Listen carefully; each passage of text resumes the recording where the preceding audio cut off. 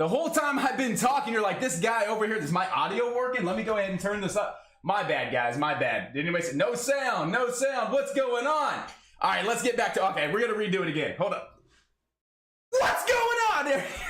What's going on, guys? Again, happy Money Monday. Welcome to the very first live stream. Again, I'm gonna live stream all my trades for you guys, give you credible analysis behind each and every entry. This is not just to feed you guys alerts. So, if you're here for alerts, I'm sorry guys, that's not what this is about. This is about learning how to properly trade the stock market. So basically getting inside my head, what do I do every single morning to get prepared?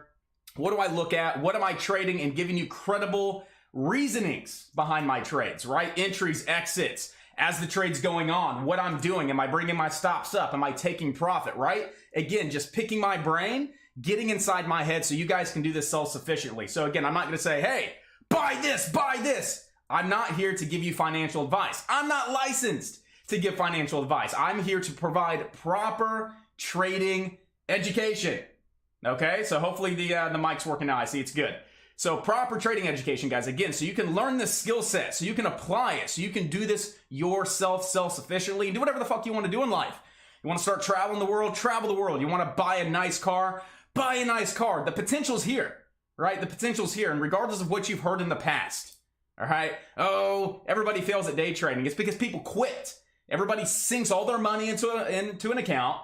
They blow up the account. They think it's too hard. They quit. That's why this statistic's high. But if you're educated properly, right? You know how to manage your risk. You know how to think like a pro. You know how to spot the setups. You know the criteria behind the setups, right? You don't trade with emotions. You trade without hesitation. You're fearless. All the things professionals do day in, day out. That 5%. We can defy the odds. This statistic does not have to be 95% of day traders fail. So again, not alerts, all right? Proper trading education. Pick my brain. I'm doing this for you guys, not for me. Why? Yeah. Anyway, so with that being said, do we have any questions to get going? Hey, can you say all that again? There we go. Yeah, my bad, guys. My bad. So let's go ahead and dive into it. Today, we're primarily going to be looking at equities, all right? So you guys know I trade options. You guys know I trade futures as well. As we slowly progress and get more people watching, other people that want to say, dive into futures a little bit early, maybe a couple days out of the week, we can come in at like 7, 8 o'clock, look at futures. If we have opportunity with options, we'll definitely dive into options as well. But for today, what we're going to go ahead and do, we're primarily going to be looking at our up gapper list. Let me go ahead and pull that up for you guys. So we should be good to go. Let me get my beautiful little face back. Yes. So with that being said, we're going to be looking at our up gapper list. Let me go ahead and block the camera real quick so you guys can see that. Make sure the audio's coming in good real quick before we get going. Make sure you can see the scanners and my charting as well. Just so you guys know, right here on the left-hand side, we have our up gapper list. This is going to be small cap penny stocks. Anything under $25 is going to filter this based on float, news, volume, you name it. So that's on the left-hand side, the green box. Right here in the middle, our red box, that's our down gappers, all right? So anything that's currently gapping down, same criteria. And then the blue box, we have our large cap up gappers, anything over $25. Think of it like your, BABA, Apple, Facebook, your bigger priced stocks, usually larger floats as well. That would be primarily for options if you're restricted to, say, PDT or a little bit of capital in your account, right? So again, we have our up gappers for pennies, down gappers for penny stocks, and there are large cap up gappers as well for pre-market. As we get going throughout the day, I'll close these down. We have some other custom scanners as well for you guys. Breakout scanners, our halt scanner, high the day momentum scanner, you name it. So I will live stream for this for you guys as well every single day. So that's where our focus is going to be. So for the next 10 to 15 minutes, we're going to dive through the top 3 penny stocks we have on watch today. Dive into technical analysis, support resistance, overall setups, kind of get into my mind, right? Pre-market stock selection, right? What's my criteria to add these stocks to my watch list? We're going to live trade. We're going to have some fun. We're going to do a live lesson around 11 o'clock. And then I'm going to open the floor for a live Q&A session. So if you guys have any questions, comments, concerns, you can ask away and I will answer those live for you guys. So 26 watching. Not bad for day one. Let's go ahead and dive into it, guys. I've already kind of narrowed this down a little bit as far as what I want to watch today. And number one, we can see here on the leaderboard is going to be UPC. All right, so we have UPC First thing that we want to look at is float, right? Take that in consideration. Is it 100 million in float or is it 5 million in float? If you guys don't know what the float is the total amount of shares retail traders like me and you can trade. That's what's in circulation. So if there's a million, the float's a million, that means there's a million shares to be traded between retail traders. The float here is 6 million. So that means there's 6 million shares available to the retail trader to be traded, right? So that's a low float. Low float, in my opinion, under 10 million. Medium float, 10 to 50. Large float, anything over 50 million. Okay, so we have a 6 million in float stock. Something to be mindful of. Not bad at all. And then we have volume. That's number 2, volume. All right, so it's 8 million shares. Now you have to ask yourself, is that good? Is 8 million shares good, right? What if the average daily volume is 20 million shares? Well, then you can sit here and say to yourself, well, it's trading 50% less volume. So how do we go and find, the volume? What's the average daily volume on UPC? Well, simply, we go over to Yahoo Finance. Type in the ticker up here at the top, UPC. Hit enter. All right? And then we're going to come here and look at the average volume. So we can see here the average volume over a 3-month time period, 600,000. All right? What are we trading today? 8 million, right? So that is trading over 10 times its average daily volume. So there is activity on this stock. And when there's volume and there's activity, the likelihood of you making profits goes up. So again, float's good to be mindful of. Volume is very, very important. Now, why is the stock moving? Why does this stock have 8 million shares? Huh? Why? What's the catalyst, right? Catalyst can be news. Catalyst could be, hey, it had news yesterday and there's a shit ton of momentum. The catalyst could be, hey, there's a fresh press release, fresh press release. Hopefully I got that right. So I got that all wrong. My bad. News could be past day momentum, or it could be a daily chart setup. My bad. Could be a daily chart setup, right? So if we have some technical setups on like a higher time frame, 4-hour, daily, monthly, then that could be a catalyst as well if traders are trading it based on the technical. So what do we have here on UPC? Look at the daily chart off to the right. The daily chart going 10 years back. This is a new IPO. All right, so this stock last week IPO'd right around 530, fell all the way down towards around 375. So realistically, it's an IPO. It still has attention. Traders are still here, and it got a pretty nice spike. Is there any other fresh news this morning that really got this thing going?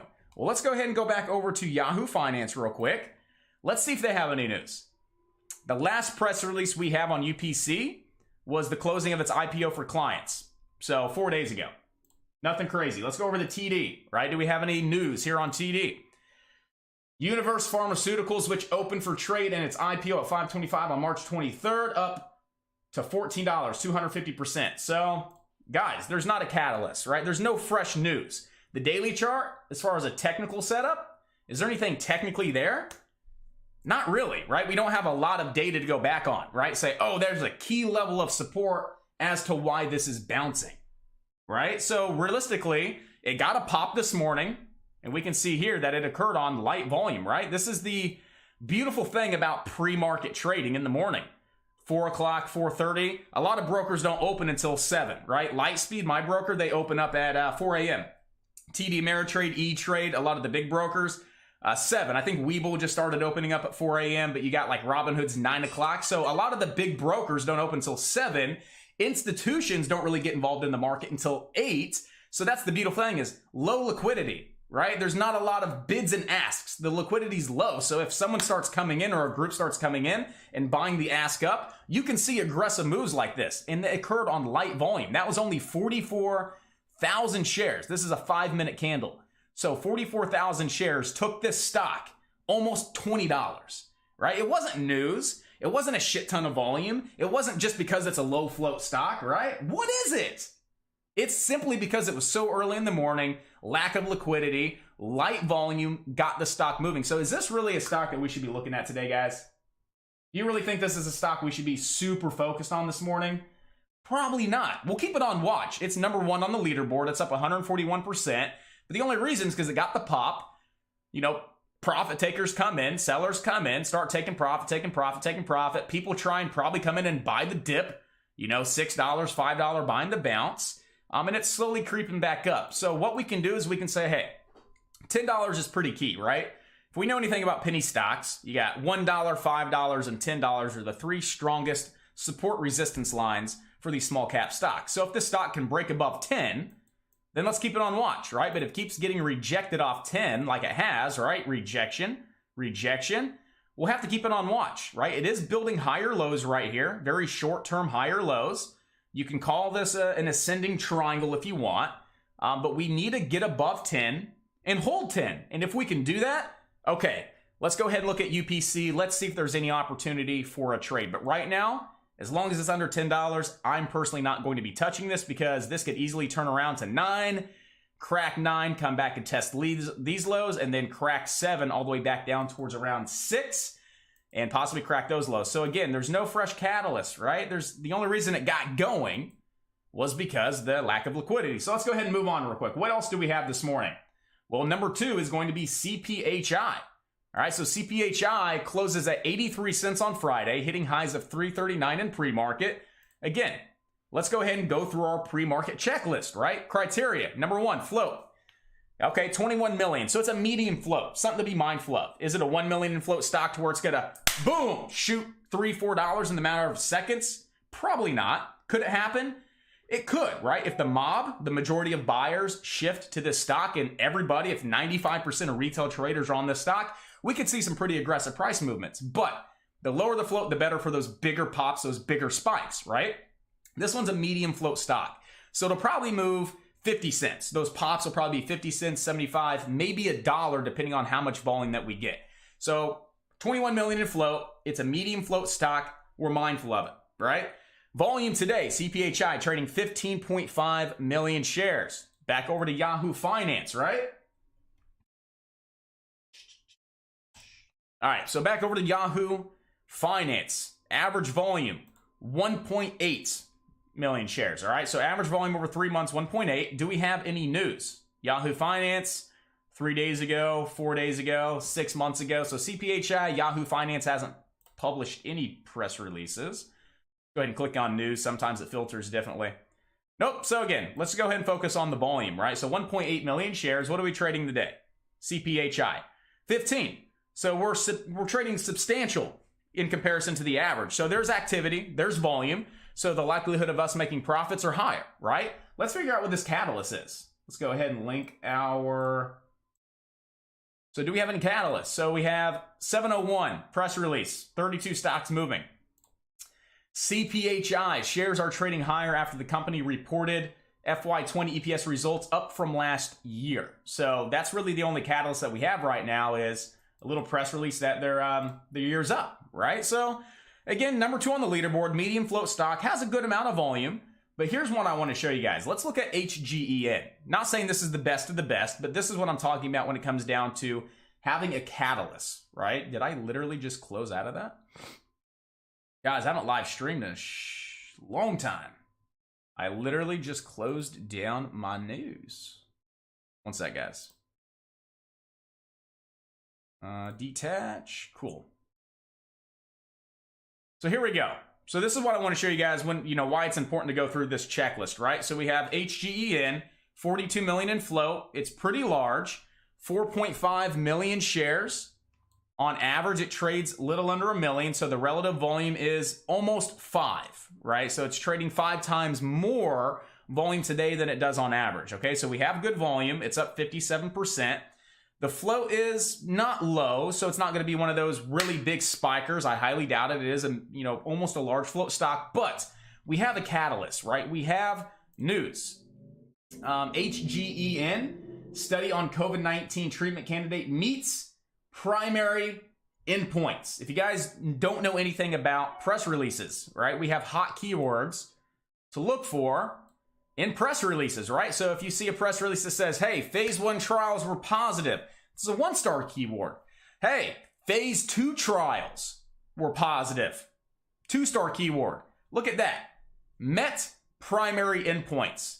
I've been in the market for 5 to 6 years. When we see press releases with a company saying, hey, we met our primary endpoints, 80 to 90% of the time, they are the top gainer of the day. They are the ones that move the most. They get the activity because every other trader knows, hey, that's a big deal. That's a great press release. This company, HGEN, met their primary endpoints, right? That's a great press release. Again, that's a 4-star keyword. And we can see here again in the press release that they meet their primary endpoints, all right? So we already know that's a good press release. We have a catalyst. There is fresh news. There is good news, all right? The float's something to be a little mindful of, not say concerned, but again, it's a 42 million in float stock. It's not going to react like a 1 million in float stock does. And we do have good volume. So HGEN, just because of that, I want to focus on this at least the first 5 minutes out of the gate to see which direction it goes, because I believe this has a lot of potential to the upside.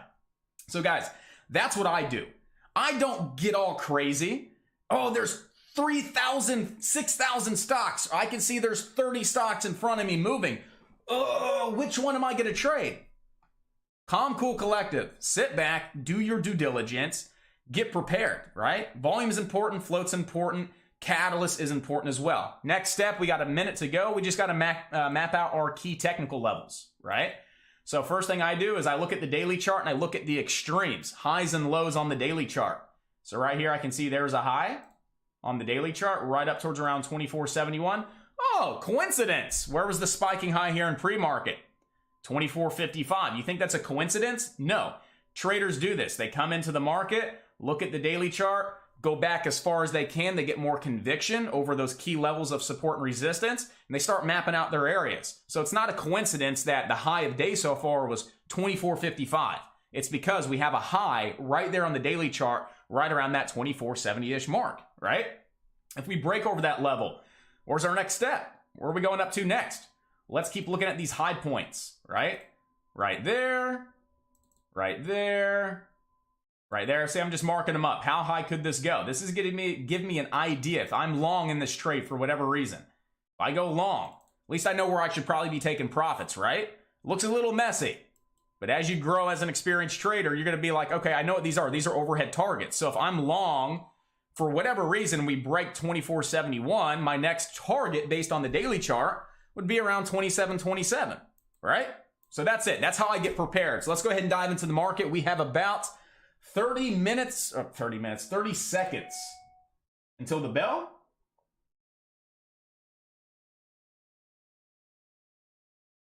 And again, after 11 o'clock, we'll do a live Q&A. So if I didn't get to one of your questions, just hold on to that, and we will do that around 11. But we're going to go ahead and dive into the day. Let's go ahead and make some money, guys. Let's have fun.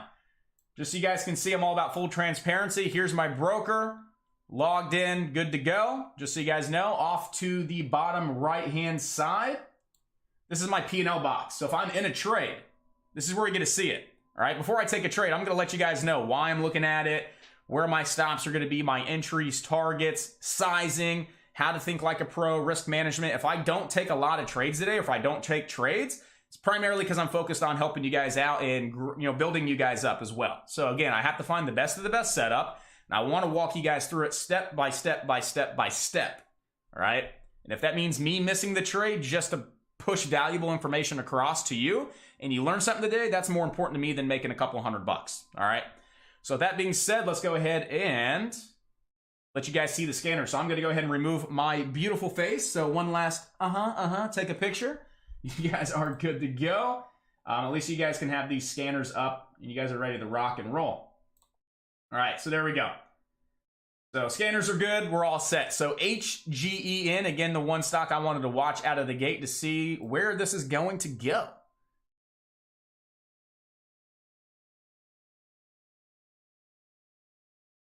And I'm not an all over the place trader either. I'm not like, HGN. No, dude, I sit back, right? Sit back, calm, cool, collective, right? Doesn't matter if you make $1,000 in the first 5 minutes. Doesn't matter if you make $2,000 in the first 30 minutes. What matters? How much you make at the end of the day? How much are you walking away with? When you close that, when you hit that X button on your broker and that shit shut down, that's what matters. How much money did you make? So if you go 30 minutes, it's 10 o'clock and man, I haven't made a trade yet. But these guys, they're making money. Who gives a shit? Who cares? Trade you. Be you. When you see the opportunity, you trade the opportunity. Because what can happen is they're trading trade, and by the end of the day, they may have given back 50% of their profits. While you're sitting back being calm, cool, collective, right? You don't trade until 11 o'clock, but you make your $1,000 and you're done. So it doesn't matter. It doesn't matter who makes money first. It matters who's walking away at the end of the day profitable. All right. So that being said, again, I want to clarify. I'm not all over the place. I'm just sit back, collective, taking everything in and trying to figure out where the best opportunity is.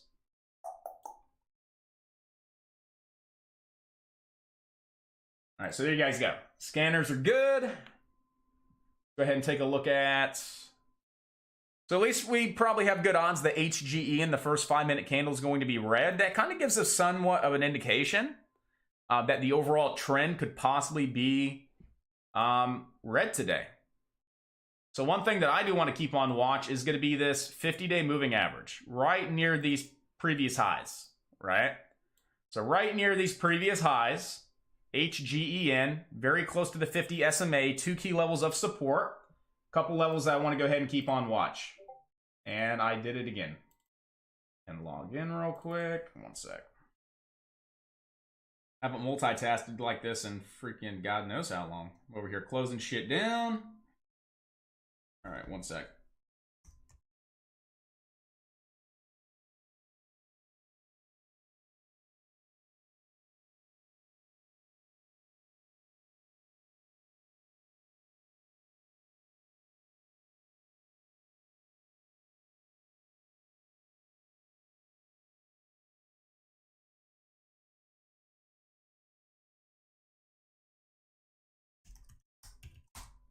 There we go.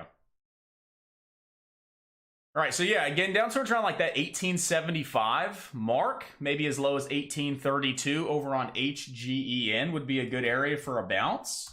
And the reason for that is we have our first little, I call them hiccup areas. You guys can call it whatever you want. But it's basically when we're in an uptrend where we get a big push, we got our first little candle, and we're looking at where that candle pulls back. So we can see that the candle had a nice little pullback into that 18-ish mark.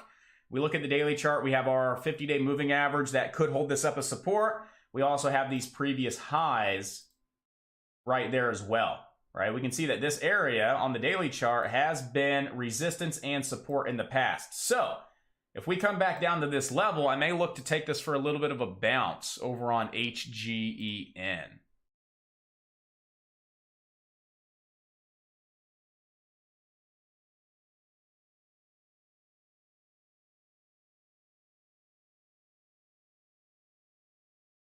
HGEN is easily shortable as well.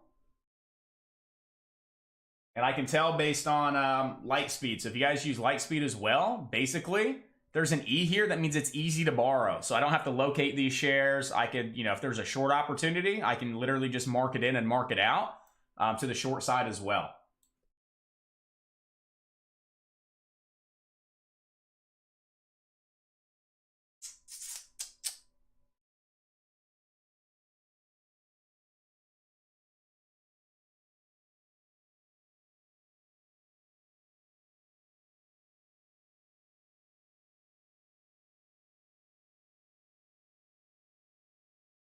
So I'm looking at HGEN, guys. That's probably my #1 watch right now, just because, again, it has news. We know that it has more credibility to be moving than anything else, met those primary endpoints, and we just got people taking profit. I mean, come on, guys. The stock closed Friday below 15, hitting highs of 25. Imagine how many people like swing trading this or getting in early in pre-market. They're going to take some profits, right? So it's natural to see a little bit of a sell-off. But it's just how low is it going to go? Am I going to try and catch the bounce off 20 when I know that the best support from what I see is 1875 to 1850? No. If it bounces off 20 and moves on up, I'll look for a better entry, right? But I'm not gonna take the trade too early out of fear of missing out. Where I'm going to sit back and relax. If I miss a couple trades, it's cool, because there's always going to be one, at least one, that I see that it comes in my entry and I can get that trade exactly how I want to get it.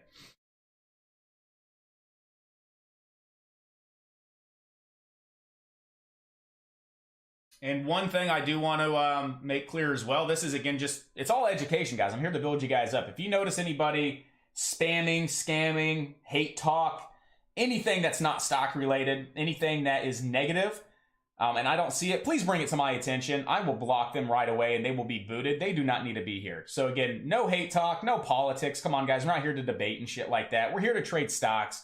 We're here to get educated, right? We're not here to sit here and, you know, talk hate and shit. So if you see that and I don't see it, please let me know.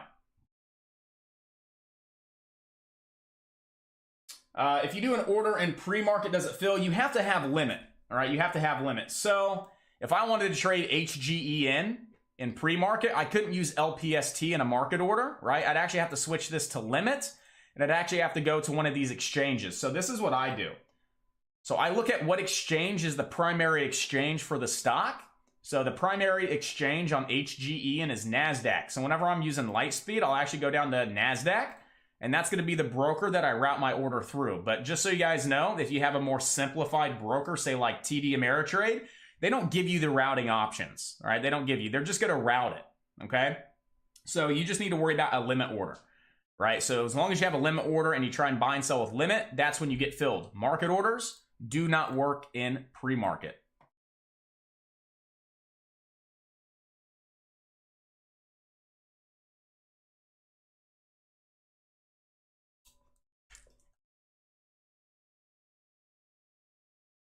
So HGN right around $20. And guys, ask away. You know, if you have any questions, comments, concerns, tickers you're looking at, again, I came into this day with the mindset of I'm probably not going to take any trades because I'm going to be here, you know, really my mind is not going to be focused in the market. My mind's going to be focused on helping you guys out, right? So with that being said, I'm here to trade. I'm here to make money. But my priority, I came into it with that mindset is, you know, helping you guys out. So if you have questions, let me know. And usually I kind of sit out the first 5-10 minutes unless it's just a killer setup.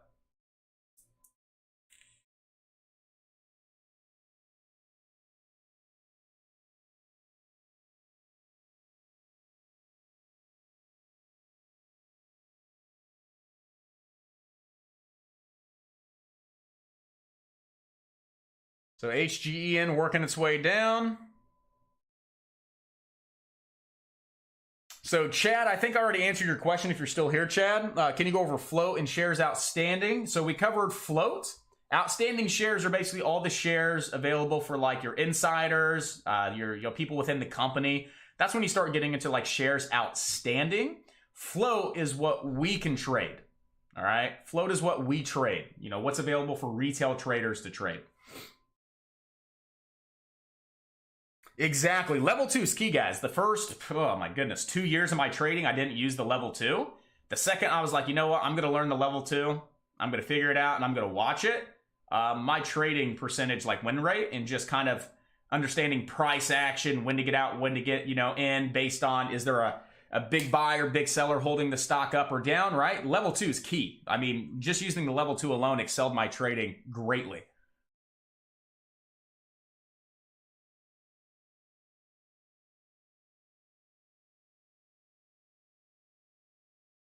So when you're looking at support and resistance, do you account for the wicks or where the body closes? You got to be a chameleon.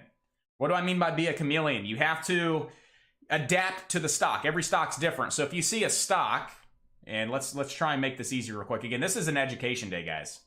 I'm pretty sure all you guys are here for education, right? Fuck yeah, let's go. So if you have a stock like HGEN and you have wicks, okay, use the wicks, right? You can see that traders are respecting the wicks as highs, right? So be a chameleon. Use the wicks in that situation. However,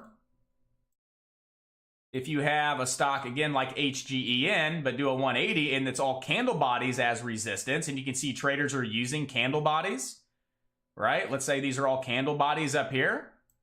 But yeah, you have a wick. Yeah, you have a wick. Yeah, you have a wick, right? Let's say these are all candle bodies. But all the wicks are kind of scattered, but the candle bodies are being respected. Use the candle bodies.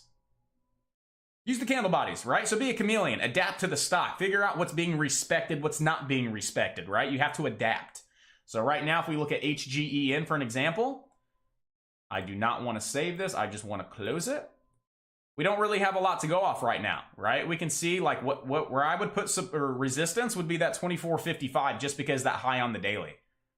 Right? So in this situation, the only reason I have that area marked up is simply because that was a previous high. But right now, we don't really have a lot to go off of as far as other levels of support resistance right now. Next level of support, in reality, looking at a 5-minute chart, it's actually all the way back down here. Somewhere around this 1758. Why is that? Well, we had some resistance at 1730. We had that pullback off that 5-minute candle, that pullback down towards 1770. So we can say that if we're just only looking at a 5-minute chart, this box is somewhere where the stock should hold up. As this stock comes down, if it comes down somewhere in this gray box, close to resistance, close to support, we could see traders move in, buy this up, and get a little bit of a bounce. But now that we look at the daily chart and we take that in consideration, right? We can see that we have better support right around those highs. I'm sorry, not the highs. The 50 SMA and these highs right here. So that little high here, resistance, right around the 50 SMA, that's what I'd be looking at for a possible bounce. So somewhere between 18 to 1860, determining, volume, price action, a lot of variables that I take into consideration before I pull the trigger on a bounce play, right?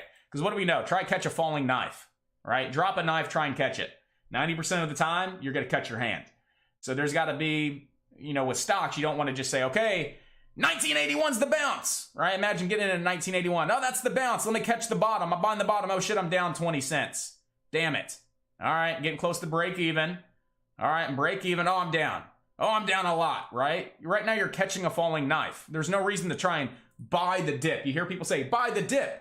Well, you still have to apply technical analysis to determine where the best dip is, right? So right now, you do not want to be trading HGEN because right now, there's not a clear level of support nearby for the stock to bounce off of.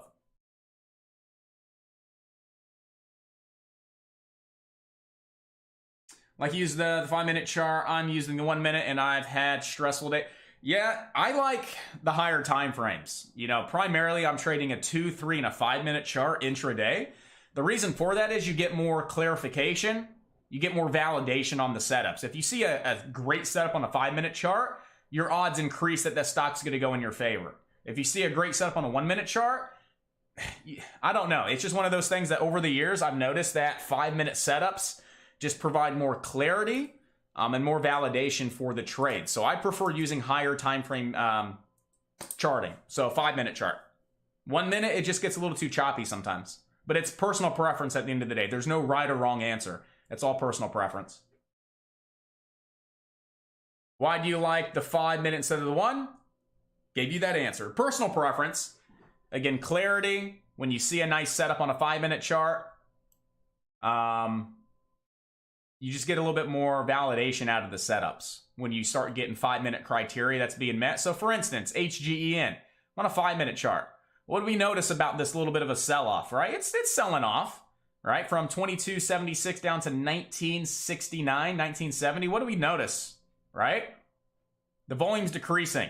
So each 5-minute candle, red, red, red, it's decreasing in volume. So that to me right now at this point in time shows me that sellers are being depleted, right? There's less and less and less sellers. That's good, right? That's a healthy pullback. That's a healthy sell-off, is that sellers are working their way out of the stock. So if we sell off to a level of support with decreased volume, right? We could possibly see buyers move in, and that's when we can see a nice surge of buying volume, and that's when we can see that reversal. So right now, this is decent criteria for a little, 5-minute reversal possibly, but yet we do not have any clear signal of support underneath. Right now, I'm still not taking this trade because I don't like it. It's not to an area in which I want to buy. All right, I'm not going to buy it right now thinking it's re-breaking 20 to watch it dump to 18. Right? Could it run the 25? Yes. If I miss it, so be it. It wasn't meant to be. But how much potential do we have to come down to 18? A lot, right? So right now it's 50-50. I call this the uncertainty zone. It's very uncertain on what this stock's going to do next. So I'm going to sit back and wait for my trade, right? And that's what you guys have to get in the mindset of. Your trade, not his trade, not that guy's trade, not my trade, but your trade. What do you see? What's your strategy? What have you back tested? What works for you? Because what works for me may not work for you, right? So take your trades, eliminate all that outside noise. Focus on this, right? Focus on yourself, the confidence that you've built because you've been in the market, you've studied, you've educated, you've paper traded and gotten consistent Trade you. Don't trade anybody else, right? So if someone's buying here at 20 for a bounce, that's their strategy. That's their approach. Good job. Maybe they made 25 cents a share. I don't know. That's not my trade, okay? So again, as a newer trader, it can be easy to let others influence your decisions as a stock trader, whether to buy, to sell, to hold. Stay off stock twits, garbage. Stay off all of that, right? Don't be influenced by other people to determine what you're going to do. Educate yourself, build yourself up, and you make those decisions, not anybody else. All right. So still sitting back and waiting. I'm going to look at CPHI real quick. CPHI, not really doing too much. UPC, not doing too much. So right now I don't really see anything, guys. Let's look at SEAC. SEAC is number 1 on the leaderboard right now. Getting a nice little breakout. And here's one thing I want to put in perspective as a new trader. It's really easy to get in this mindset. It's breaking out! It's breaking out! Let me buy it! Why would you buy it at 170 high a day? Right? Do your due diligence first. So what am I going to do as an experienced trader? I'm going to go ahead and look at the daily chart. Where's resistance? Look at those 2 wicks. We have resistance at 178. So why would I want to buy at 171, 172 to potentially make 6 cents of profit when my downside is all the way back down towards those pre-market highs of 155? Is that a good risk reward?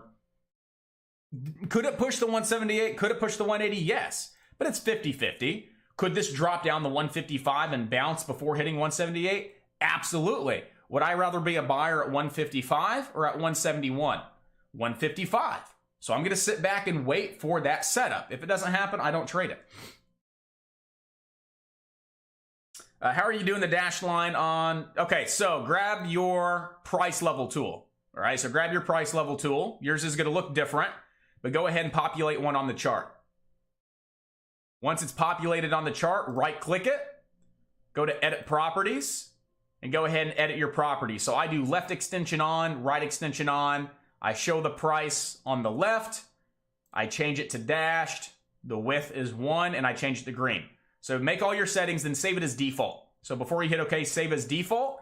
So anytime you get a price level tool, it's going to be exactly how you want it.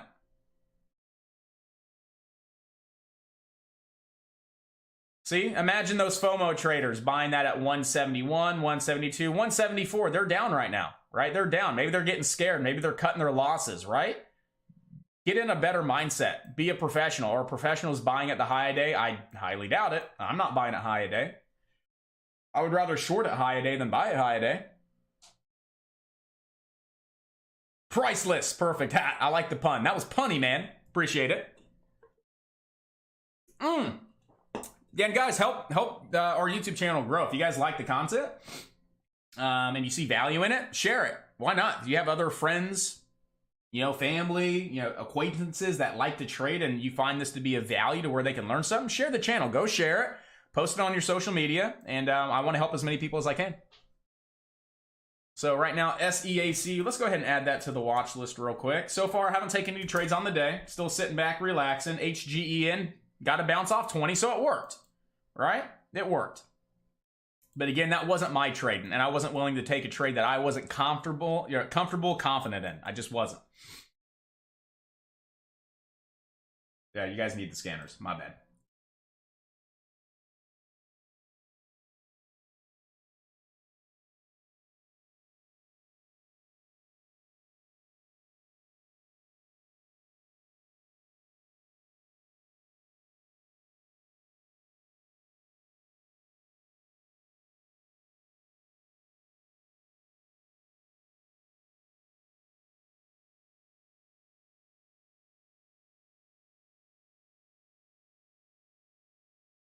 One second, let me finish typing up this email real quick.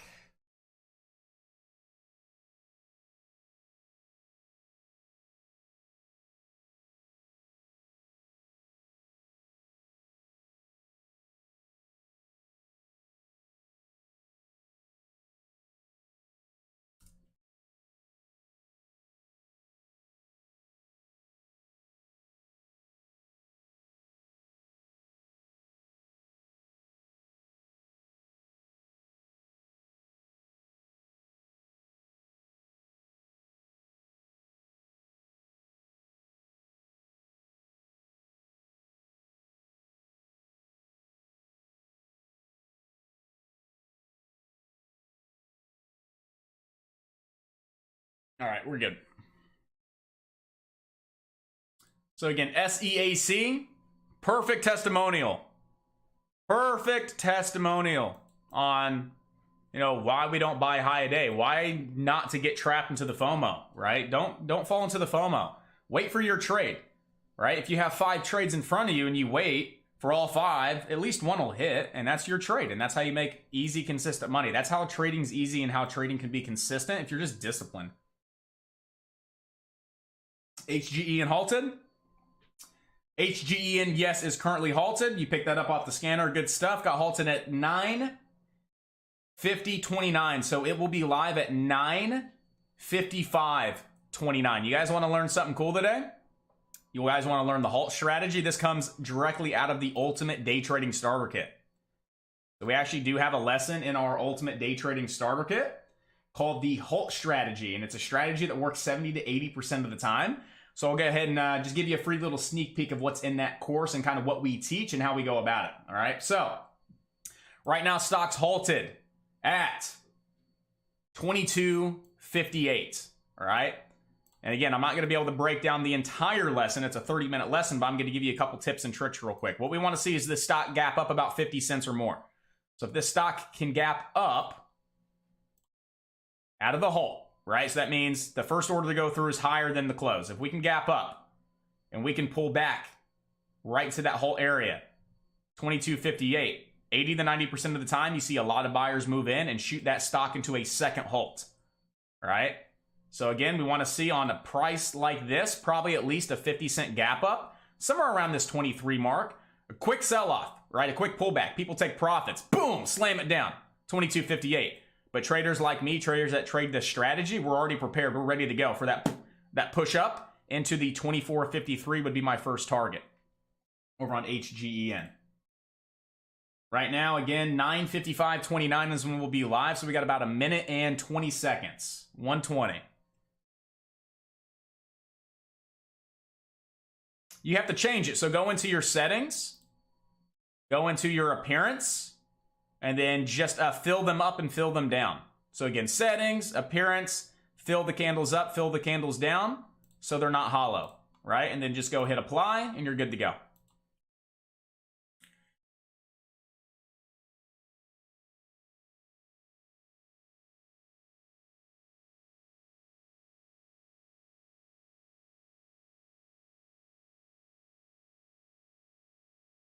You guys good? Yeah, you guys should be good. I just saw a comment. No monitor came. You guys should be good to go. Yeah, on a stock like this, I don't trade options on anything like that's not like Netflix, Apple, Tesla, Facebook, SPY. All right, I don't really like trading these options on a lot of these really, really cheap stocks. Just personal preference. Never been a fan. All right, so we got HG to the E to the N. We want to see, again, that 50-cent gap up. Quick little pull back, all right? I would be looking to take that trade if we get that set up. So watch that P&L box. If I get in, I will be in. So there's your gap up. Again, we're looking for a quick 22.59. 22.59. Can we get it? We never got it. But she's squeezing. All right, I'm not going to be taking that trade now. So again, it gapped up. Right? We got the gap up, but it never came down to that 22.59 immediately, right? So I did not in that trade. I did not take that trade because I wanted to see the bounce off the 22.59, and my stops were going to be 10 to 20 cents because I want to see that hold to the penny, right? On that strategy, we want to see that level hold to the penny. If we start coming down that at 22.40, 22.30, cut it. Don't hold it to 22. Don't hold it to 21 because you're going to get stuck in a halt to the downside, right? So typically stocks on the first circuit breaker halt are 5 minutes, right? 5 minutes. After that, if it doesn't open within 5 minutes, you're looking at a 10-minute halt. Those are your typical circuit breaker halts due to volatility. Now you have different types of halts, so you need to be mindful of what the halt is, right? Is it halt due to volatility? Is it news pending, right? Is it a T12? What kind of halt is it? We knew this was a halt due to volatility because look at that volatility. We knew that was a halt because it just moved way too fast, way too quick. These scanners are actually my custom scanners through Trade Ideas. So if you guys are interested in my scanners, go to alphadaytrading.com. Click the scanner box at the top. You can actually view exactly what you get in the scanners. If you don't want my scanners and you want to sign up, there's our affiliate link for Trade Ideas. You actually save 20% off when you sign up. So if you guys want these scanners, again, website right at the top, stock scanners, all the information you guys need.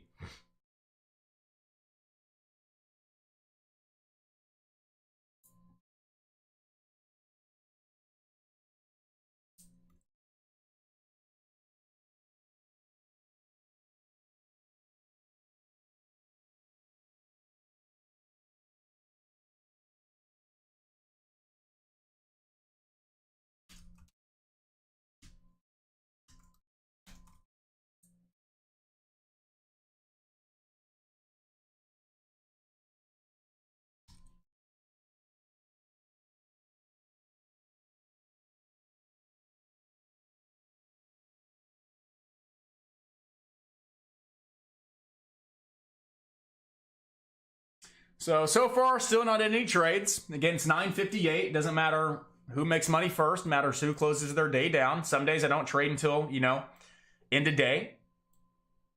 But right now, not really seeing too much. HGEN. It is easy to short, but I don't want to short it. There's way too much momentum to the upside. Wouldn't you guys agree? Would you guys agree that there's way too much momentum to the upside for me to try and catch a short? That's what I think, right? Why would I want to try to short this stock when we just went from $20 to $24? Just like that, right out of a halt as well. So just because it's easy to short, just because we're close to resistance, doesn't mean it makes it a great short, right? Big squeezes like this, I'm not going to short it because the odds of me getting squeezed out of my short are very, very high. So I'm just going to stay away.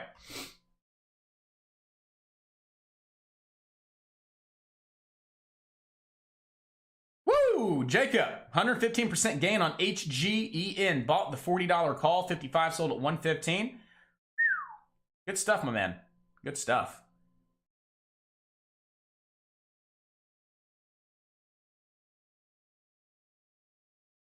No, I don't buy breakouts. If you guys have watched any of my videos over on TikTok, I'm not a breakout trader. Right? I buy the pullback. I wait for the breakout. I wait for the stock to come back down and bounce for the leg higher. Because I don't want to get caught up in a fake out breakout. Number one, I don't want to get caught up in a fake out breakout. Right? We see it all the time. The stock could hit 24.60 by the time I get in.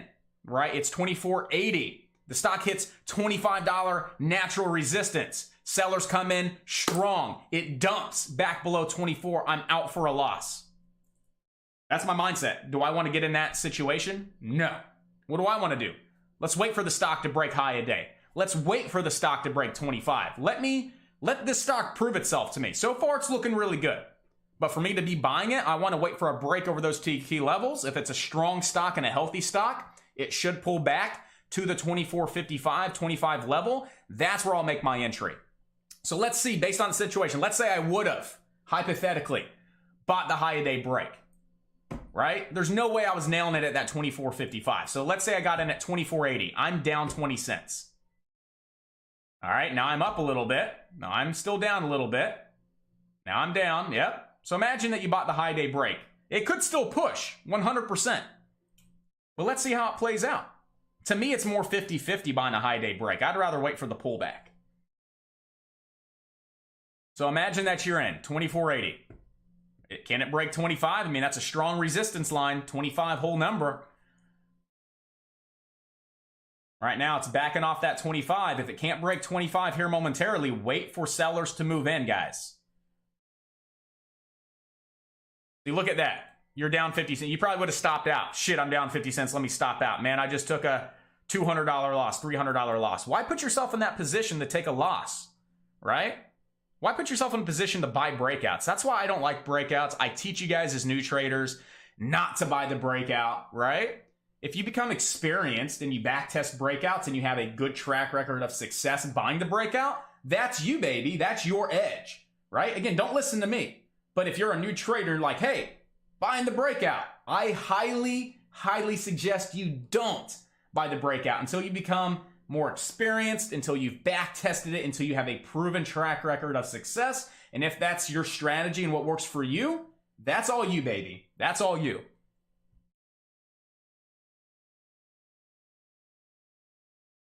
So right now, HGEN, $25 resistance. Let's see if we can break out. If we can break above 25, we may have something there. UPC, trying to curl a little bit off the bottom. Nothing crazy, though. SEAC, new little high day up towards around 176. But remember, guys, we have a lot of resistance at 178, 180 off the daily chart, right? We have a lot of resistance right here. Look at that daily chart. Bounce area, crack below. Resistance, kept on falling. Resistance, kept on falling. What's the likelihood of this holding the stock down as resistance again? Pretty high, right? So am I going to be buying here at 170 when I know resistance is at 178? Not a damn chance. Not going to happen.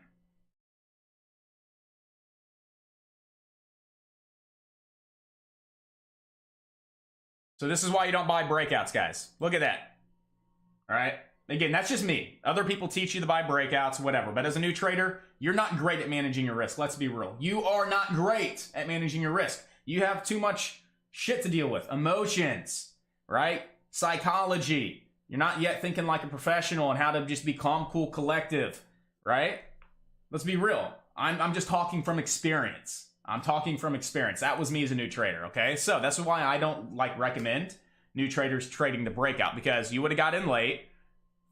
You would have got rejected off 25. You'd be down $1.60 right now. $1.60. I know I'm stressing the breakouts a lot, but I want to stress as much as I can, because as a new trader, I didn't have somebody drilling shit in my head every single day. And I made a lot of mistakes, a lot of trial and error, and a lot of money lost. If I had someone saying, don't buy the breakout, dude, here's a different approach to trading the breakout. Here's the same trade, but a different approach to trading it, right? Wouldn't you rather take a different approach that has less risk? Allows you to be kind of calm, cool, collective, sit back, relax, and wait for the trade? Absolutely. So we're waiting for a $25 break. That's what we're waiting for, right? We're waiting for the stock to break over 25. We're waiting for the stock to pull back and retest old resistance as new support. Then I'm going to make my entries. I'm going to give it 30 cents of breathing room. And then we could see a nice big move to the upside. Possibly. Not saying HGEN is going to, but the likelihood of it moving up after it already breaks out is pretty high. I don't want to talk about it. A lot of small accounts, right? So it wasn't just one big account blowing up. It was like, here's 5K, let me see if this works. Here's 5K, let me see if this strategy works. And I never realized it was internal. It was me. It wasn't my strategy. It wasn't my approach. It was me, risk management, my mindset, being emotional. Take that number that you just said and probably multiply it by 4 or 5.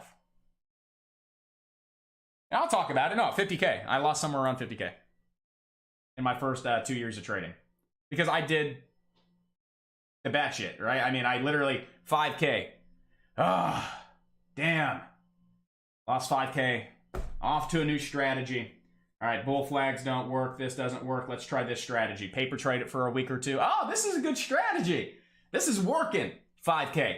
Ah, fuck, what happened? Thought that strategy was good. I back tested it for 2 weeks. Off to the next strategy. Oh, here's a good one. This is working out. 5K. Boom, blown up. Like, what the fuck is going on? What's going on? Number one, I didn't back test them long enough. 2 weeks is not long enough. You got to go months, baby. You got to at least put a couple months in a simulated account. Nowadays, you have so much technology. You can take your strategy and you can build it into a script and you can back test it, right? You have AI and you have a lot of brokers that offer that. So you don't actually have to sit here real time and back test it for 2 months. If you have a strategy, you can run a simulated back test. But basically, that was kind of what I went through. And I was like, why am I still losing all this money?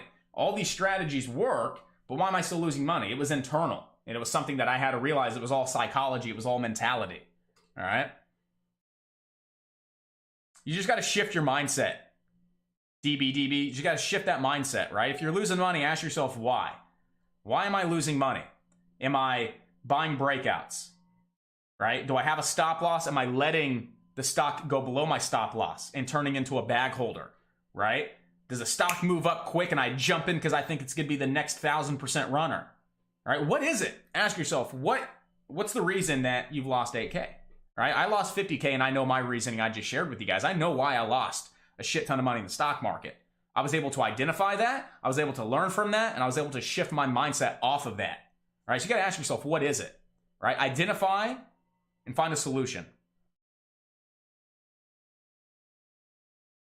Yeah, and that's the biggest struggle that a lot of new traders deal with is they sell their winners too quick. They hold their losers way too long. You have to be okay with cutting your loss, because here's the beautiful thing about the stock market. Let's say you cut your loss for $100. If it sets back up, what can you do? You can get back in, right? But let's say you go ahead and don't cut your loss and it goes all the way down. You're down $1,000 now. Wouldn't you rather just take that $100 loss instead of $1,000? Because again, if it sets back up, you can get back in. You don't have to become a bag holder. Cut those losses quick. It's okay to be on the wrong side of the trade. It's okay. It happens. It's a different story to stay on the wrong side of the trade, right?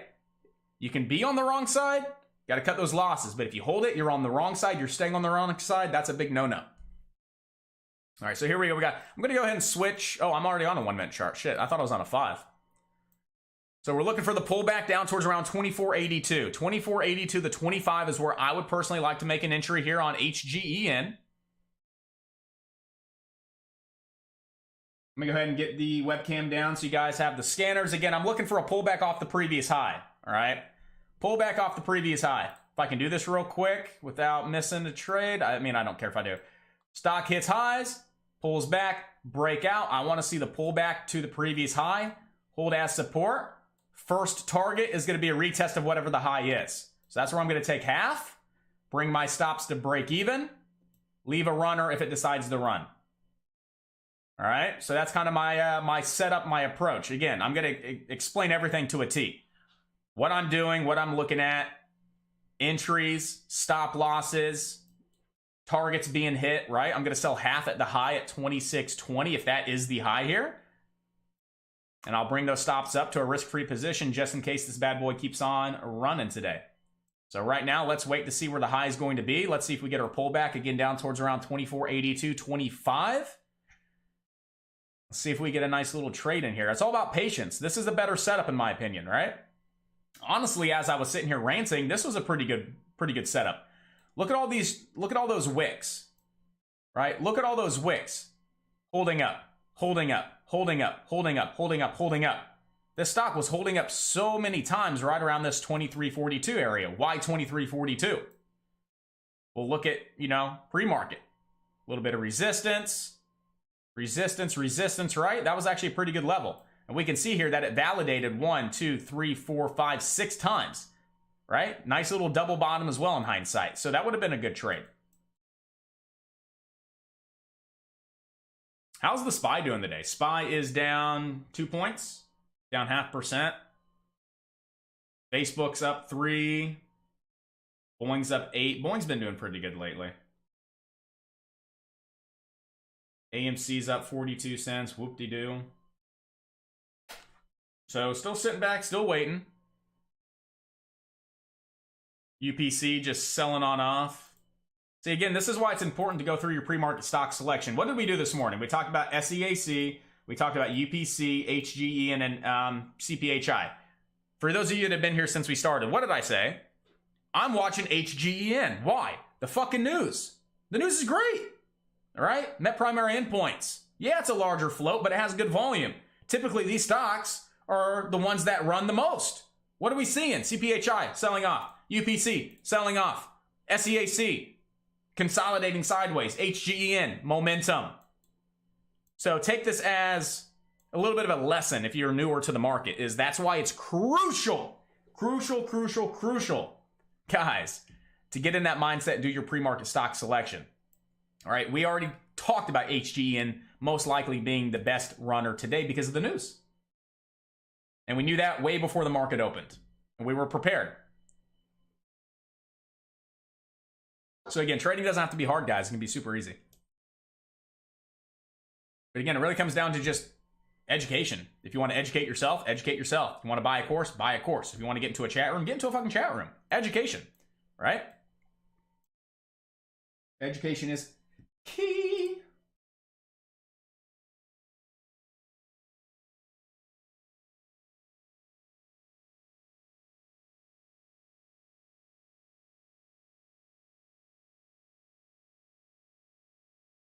I wouldn't even short HGEN. It's shortable on my end. Lightspeed has shorts that are easy. That's why Lightspeed's our top preferred broker of this year.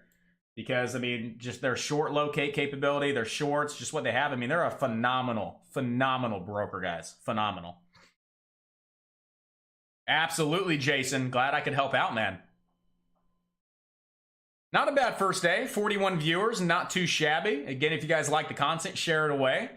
Take a little video, post it on TikTok, tag me in it. Anything that you want to do to help grow the channel, just so I can, you know, again, impact as many people as I can. That's my purpose, guys. I want to help people succeed. So, but right now, again, HGEN 2482, that's what I'm looking at. Again, at this point in time, I still think that's a good area for a bounce. If we set up differently, then we set up differently. But right now, I'm not buying this at the top. I'm not shorting this stock. There's way too much momentum to the upside. Right now, I'm just sitting back on my hands. I am sitting back on my hands. And that's all I'm doing. So it's 10:13 in the market. We already know what we're looking at on HGEN as far as what I'm looking at. You guys have any questions? Let me know. Questions, comments, concerns? Shoot away. Yeah, SEAC. Look at that, guys. Would you just look at that? Would you look at it? You guys ever seen that video? That guy walking around? Would you look at that? Oh my goodness. Coincidence? I think not. Would you look at it? Yeah. SEAC, guys. What do we know about the 177, 178 area? We knew it was a pretty fucking strong resistance mark, right? We knew it was strong. Based on the daily chart, right? We did our due diligence. We looked at the daily chart, right? So why were we not buying in the 170s? Because we knew it was going to be a strong area of resistance. What are we seeing now? Massive dump off the highs, guys. Right? So if you guys aren't learning something today, if you guys aren't taking something in, something to where you can apply it to your trading, you're doing something wrong. All right, it's not me. I know it's not. You're doing something wrong. Either your volume's not turned up, you're not paying attention, right? Because if you haven't taken something of value away from this yet, guys, why we don't buy the first attempt of a breakout? Why we don't buy when we know we have overhead resistance, right? What stocks to look at in the morning based on news, volume, flow, all that shit. HGEN, again. Why did we not buy the first break over the highs? Because we knew that 25 was strong resistance. We'd probably see it come back down. So, Fernando, I always use hard stops at a 2% loss. What do you think about that? Well, it depends, right? I'm different. Do I put a manual 2% loss in? No, because my size is different on every trade, right? 2% on HGEN is a little bit, right? 2% on, you know, a penny stock is a little bit more, right? So I don't really go about percentages. Here's my mindset when I'm looking at a trade. Here's what I do. It's not about percentages. It is about dollar amounts. And you have to be mindful of percentage. So the rule of thumb is 2 to 3% of your account as far as a loss on one single trade. So if you have a $1,000 account, your loss on one trade should not exceed $20 to $30. So that's the only time I implement that 2 to 3% rule is my account's $100,000, right? I don't want to lose more than $2,000 to $3,000 on the trade. Does that mean that's what I'm going to do every single time? No. Depends on how much I like the trade. So at least I know I can't exceed that. I already know that in the back of my mind. That's done. So I want to buy at 24.82. I want to buy the bounce. My stops are going to be underneath 24.50. So I'm going to give this stock roughly 30 to 40 cents of breathing room. I don't want to lose more than, say, $400, right? How many shares can I get? I don't want to lose more than $400 on this trade, and I'm going to give it 40 cents of breathing room. How many shares could I get on this trade without exceeding my loss based on my plan? Someone give me the answer. How many shares can I get, guys? Again, I don't want to lose more than $400 on the trade, and I'm going to give it 30 to 40 cents of breathing room. How many shares can I get?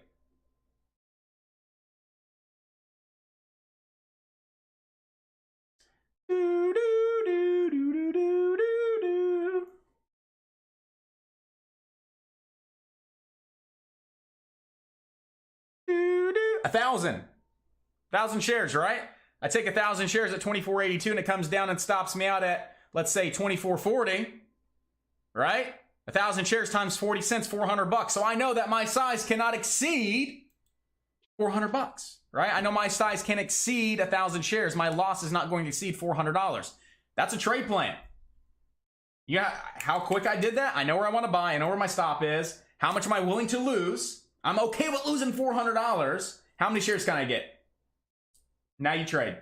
That's it. Now I'm in the proper mindset. There's nothing to fear. What am I fearful of?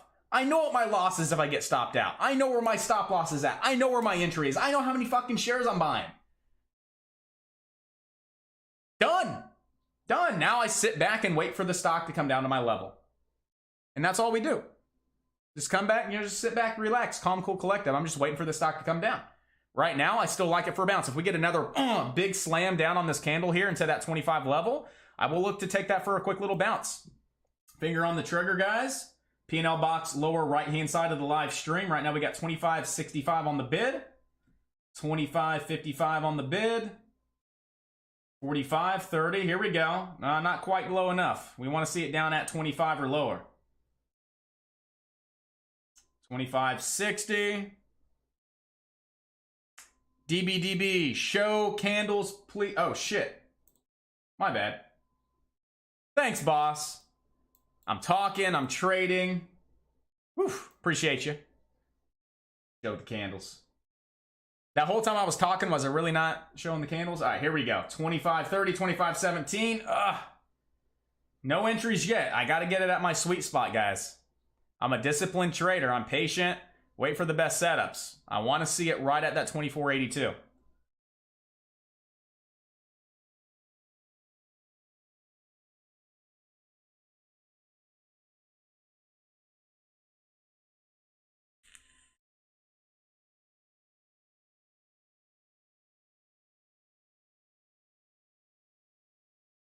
We'll definitely check out SPY here in a second, just out of curiosity. But I am looking at HGEN again for a bounce off these highs. As low as 24.80. I'll start my position if I see 25 bucks. All right, my stops are going to be 24.50.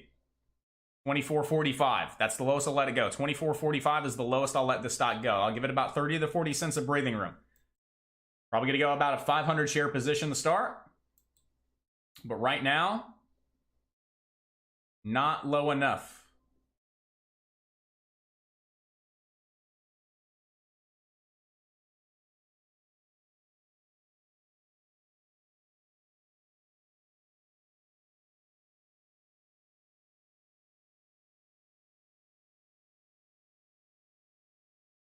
All right, while we're waiting for HGEN, is SEAC doing anything? No, that one's selling off. UPC. UPC, if we can put in higher lows and we can start building back up, we may have a little bit of a reversal here on UPC. So keep that on watch. We want to see this transition with some higher lows. CPHI. That's pretty stagnant, losing a lot of volume, guys. All right, HGEN it is. Do we have anything? ZKIN is currently halted, or it was halted. ZKIN on the halt scanner.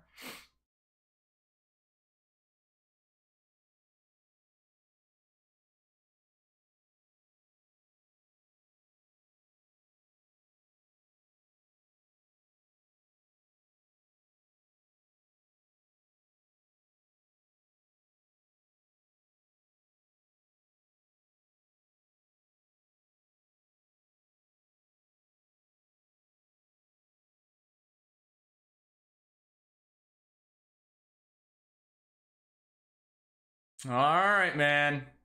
Are we going to get a trade on HGEN? I still think that's the best stock to watch right now. I mean, that's where my focus is. Right now, it came down to a low of 25.15. So, I mean, damn close. Really, really close. 25.15. Let's see if we can get another little leg down. I wouldn't be surprised. A little bit of that.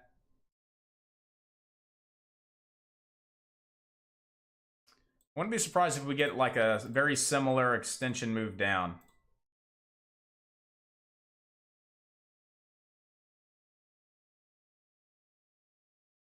That'd put us right about where we want. All right, let's see if we can get another little leg down for the bounce back up.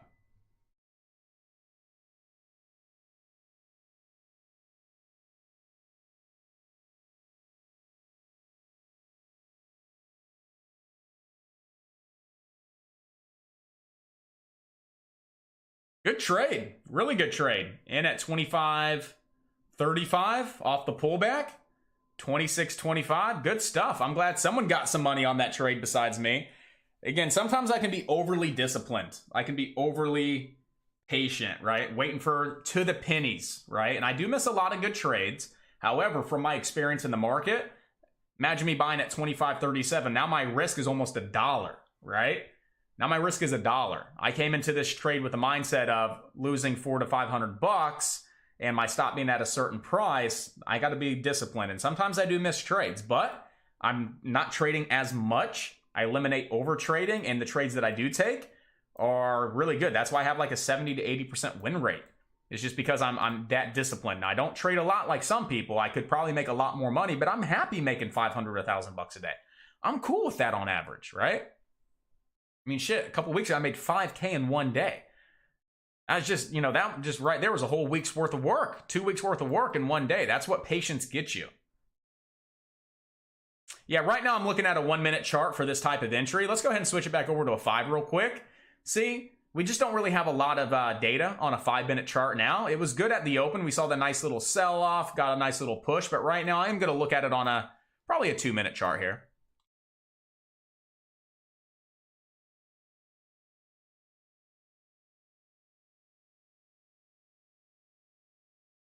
And I'll switch between. It depends on the stock, how it's moving, right? I'll switch between. If it's a slow, steady stock, I'll throw it on a higher time frame, a 5 minute. But if it's a very quick, volatile mover, I'll just scan through, 1, a 2, a 3 minute, 5 minute, and I'll see which one I like the most. Again, you just got to adapt to the stock. There's no set rule of thumb. There's no right or wrong answer. It's all personal preference, guys. So whatever time frame you find yourself doing better on, I find myself doing better on 2, 3, and 5.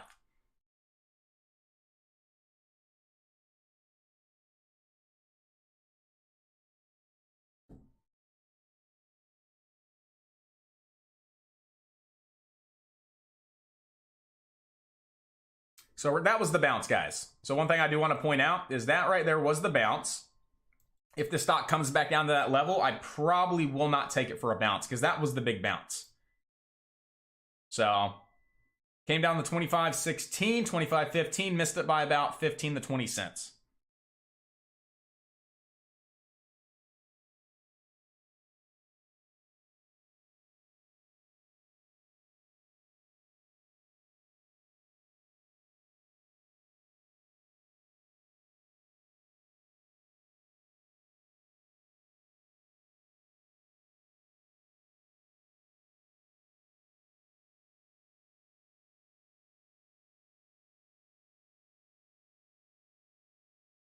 Yes, like DBDB said, nicely done. Great trade.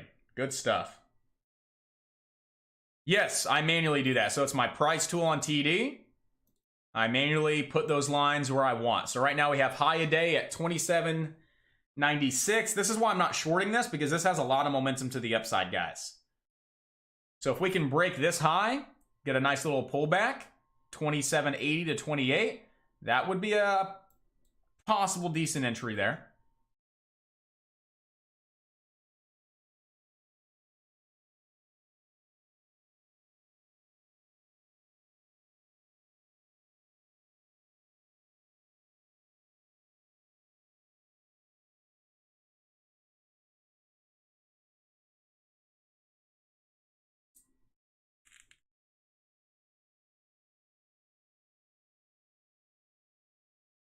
Now I'm curious, was that all you? Was that something that you were looking at as far as your technicals, your analysis?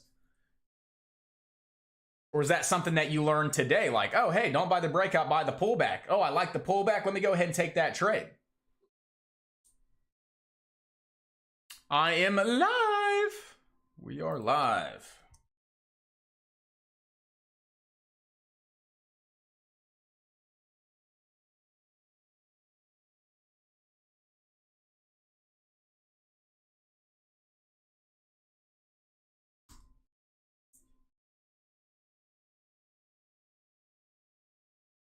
So right now, 10.26 in the market. I'm tradeless. You like the second pullbacks. Cool. Right on. Yeah, I love the pullbacks. Absolutely love the pullbacks. The course, the Ultimate Day Trading Starter Kit, is actually hosted over on Thinkific. You can actually go back to TikTok, click the link in my bio, or if you go to the homepage of YouTube, right? So clear out of the live stream homepage, you actually get a free lesson. The link is in there if you want to go check out the curriculum for the course. Right now, 54 chapters, 8 more to get uploaded, and I have about 4 more that I actually want to do for you guys that are currently not in there. So that'll put us close to 60 chapters in the course. And it was all pre-recorded for you guys. It was all pre-recorded, edited professionally, so you guys are good to go. It's a great course.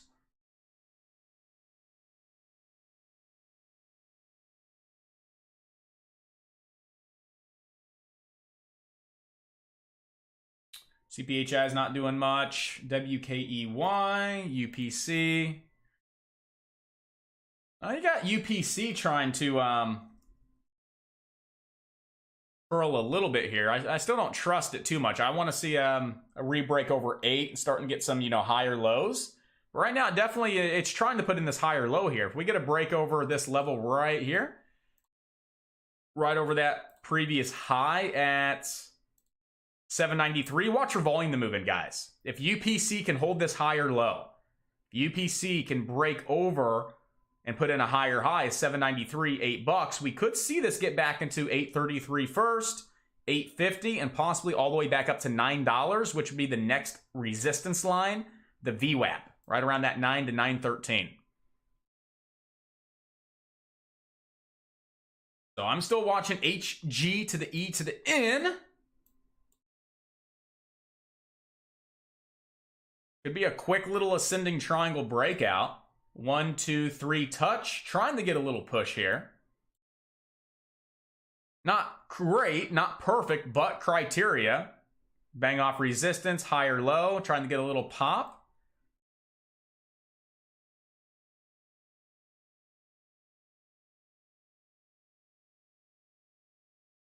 If you haven't done so yet, go ahead, guys. Subscribe to the YouTube channel. All right, hit that subscribe button, hit that notification bell, so anytime we go live, you guys are good to go.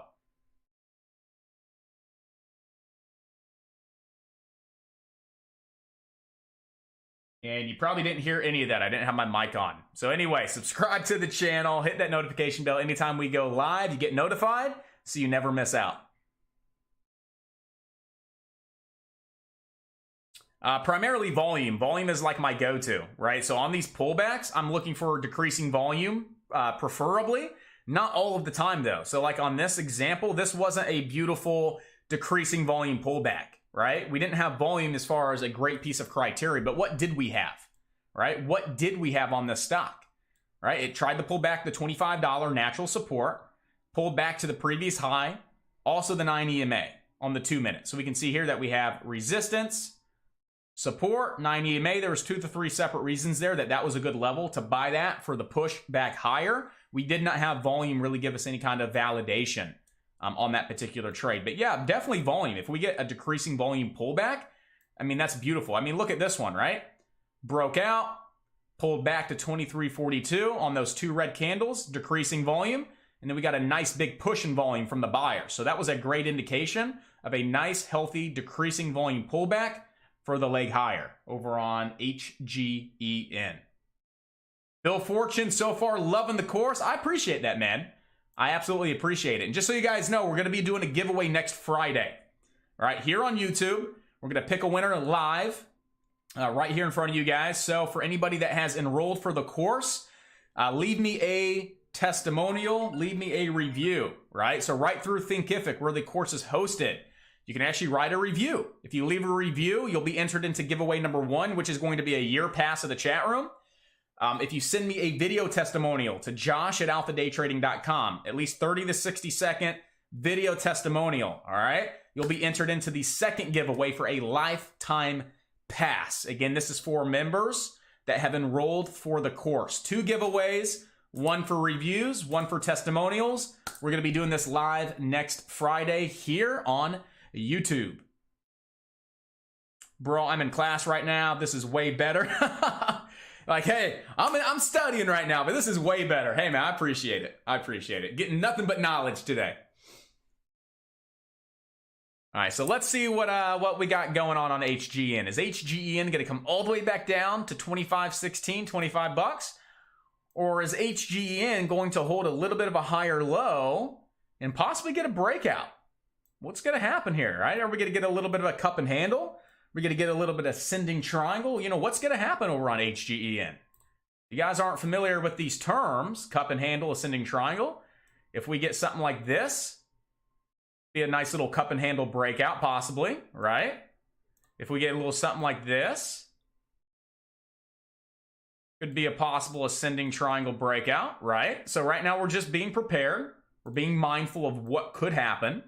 So now we just got to wait for it to actually set itself up. We go ahead and put this on a 1 minute chart. So I'm going to go ahead and switch this to a 1.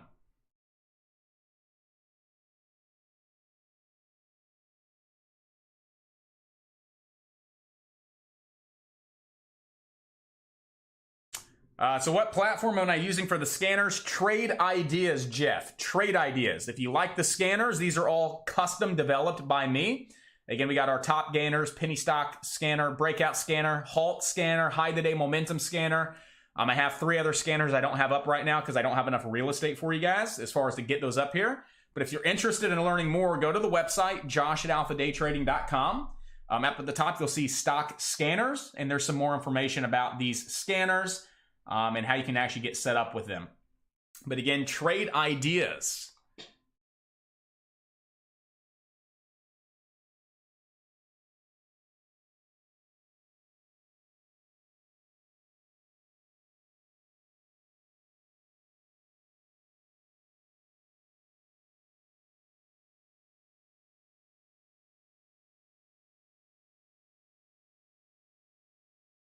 Yeah, so on the weekends, all right, so on the weekends, a buddy of mine has a gig where he hires out valet guys. And so I manage the valet guys on the weekend. And a lot of people are like, dude, you do good at trading, right? You have real estate property. Why do you do that? I'm like, well, if I can go work on the weekends for 3 nights and I can pay my bills instead of sitting in the house doing nothing with my thumb up my ass, why not? All the money I make from trading, all the money I make from my investment properties, all the money that I make can be reinvested. I don't have to pull $3 to $4 grand out a month to pay my bills, right? I'm not doing anything on the weekends anyway. I'm not a partier. I don't go out and party and spend money. Why not go out and make some extra bucks? On top of that, it's actually one of the most luxurious hotels in Ybor, probably the only hotel in Ybor, but it brings in a lot of high-end clients. What do I like to do? I like to talk to people. I love networking. Right? I've networked with the president of PDQ, Mr. Sweeney, right? I know him personally, his wife, his daughter. Networking is key. So I'm going to put myself in a position to A, make more money, B, to get my name out there, and to network. So yes, I do work in Ybor on the weekends as a valet manager, manage the guys at Hotel Haya. Yeah, just like that, like a karate chop. Haya. So yes, I do that on the weekends. I'm just hungry, guys. It's all about hunger and success for me. I'm driven. Instead of sitting around Friday, Saturday night, Sunday morning, might as well make 3-4 grand a month. And at least I don't have to pull that out of my trading account and other forms of my investments to pay my bills. It pays my bills. So I kind of do like HGE and getting back to stocks. Another bounce, it probably won't be a huge bounce, but I like that we have VWAP curling up right underneath. I'm going to go ahead and put this on a 5. All right, so we can actually see here on a 5-minute chart, we do have the 9 EMA right around this 2580. VWAP still at that 2469. All right, we go back into a 2-minute chart. So old resistance, new support. Could be a big double bottom. Could also hold a higher low, but at least we have VWAP right underneath that could definitely hold this stock up as support. So as far as coming back down the 25 and making an entry, I would be okay with that personally. With stops under the VWAP. We do have a couple different reasons this is a good trade. So we can actually put a downtrend on this stock as well, guys. So grab your downtrend tool. Ah, Jesus. Here's TD. Right at the perfect time wanting to freeze up on me. Ah.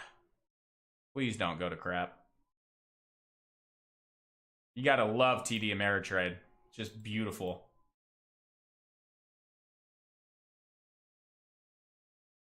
Here we go. We can put a downtrend on this stock, right? Put a little downtrend on it. Short-term downtrend. Let's see if we get one more leg down into this level, break the downtrend, next leg up. I would definitely take that trade. Fernando reviews 2 places. Go to trustpilot.com. Type in Alpha Day Trading. Leave a review and title it The Ultimate Day Trading Starter Kit. Or through Thinkific. That's where you actually log in to watch the courses. You'll actually see a button that says leave a review. You can also leave a review there as well. So 2 places to leave reviews.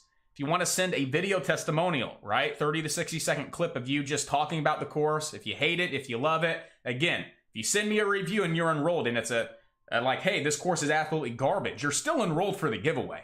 All right? So just to put it out there, it's not like you're going to be excluded because you leave a bad review. I want honest, realistic feedback, right? So again, if you're going to send me a video testimonial, you're going to send it to josh@alphadaytrading.com.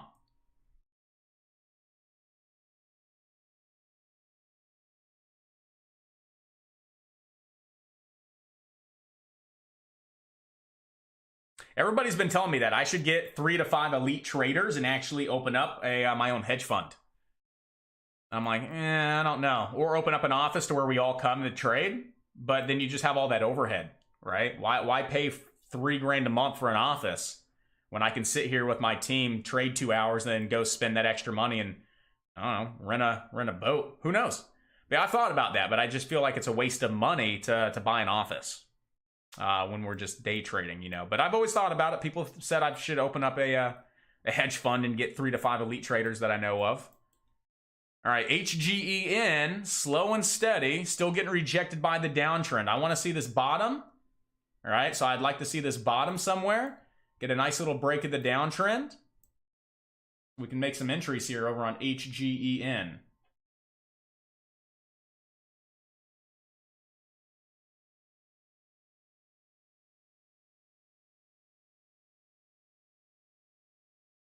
So again, I always, rule of thumb, 2 to 3% max loss of trade. To go ahead and answer your question, Jacob.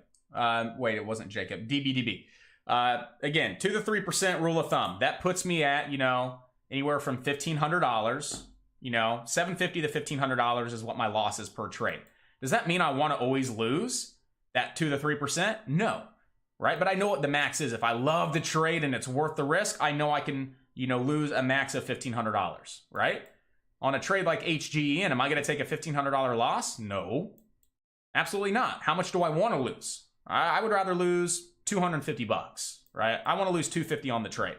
So if I'm going to buy 500 shares, that means I can't let it go below 50 cents. That's my breathing room, right? That's my plan. That's my trade plan. So that's how I do my assessment. That's how I build my plans. It's not just tailored around 2 to 3%. It's about how much am I willing to lose on this trade to see if I'm right. All right? Does that amount exceed my 2 to 3%? No? Fantastic. We're good to go. Yes? Reduce size. And that's it. That's how easy I keep it.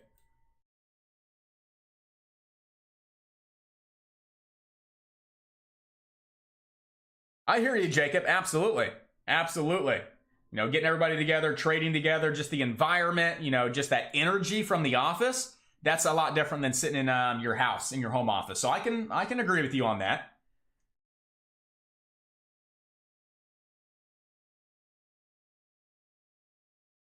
So I want to take this trade on HGEN. I do want to take it, but I am a little skeptical of this curling over and bouncing one more time before it gets the leg up. But it does have a lot of momentum to the upside. So if anything on HGEN, if I have to open up my stop a little bit, that means I'd also have to reduce my size.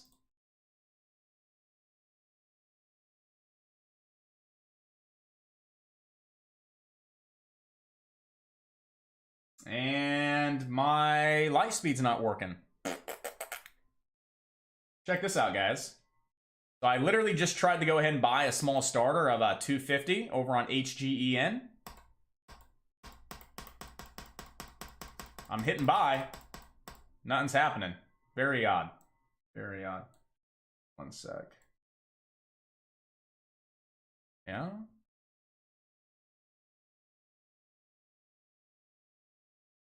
All right.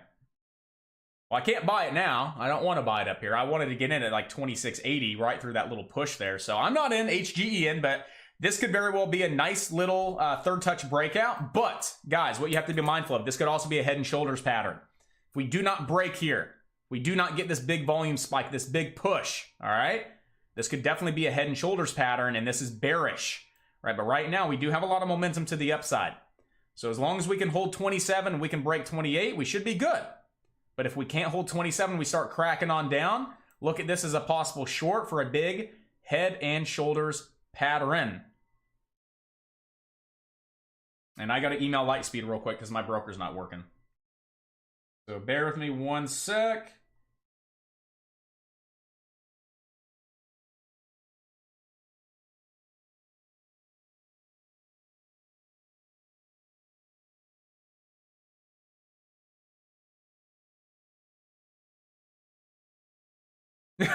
Don't spam the enter key. Well, I was looking at my order box too. So I was looking at my order box just to make sure, and my orders aren't going through. So I don't know what's going on. Let me log out and let me log back in.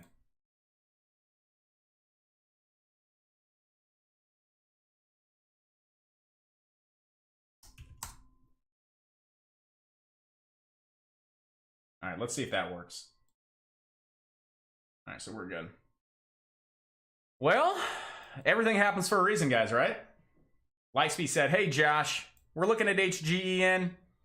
Probably not a good trade, so you know what? We're going to go ahead and just close your account. We got your back. We got your back. But yeah, right now I don't have any orders at all in the system, so. But again, this is a bearish setup, guys. A little bit of a head and shoulder. So if you want to take this short, your stops have to be over that previous high. So you have to risk about $1 right now. If you want to take this short, guys, you'd have to risk about $1 over this previous high at 24 or at 27.46 if you're looking for this to be a head and shoulders. Right now, first target to cover, I would be covering somewhere around that VWAP, 25 bucks. Least taking half, waiting for the continuation down into the 23.42 if this one does continue to sell off. But right now, we are looking like a little bit of a head and shoulders pattern over on HGEN. And stops would have to be over that 27.50 high. If we break over that 27.50 high, it's most likely going to break high a day. Next target, 30 doll hairs. All right, next target, 30 doll hairs.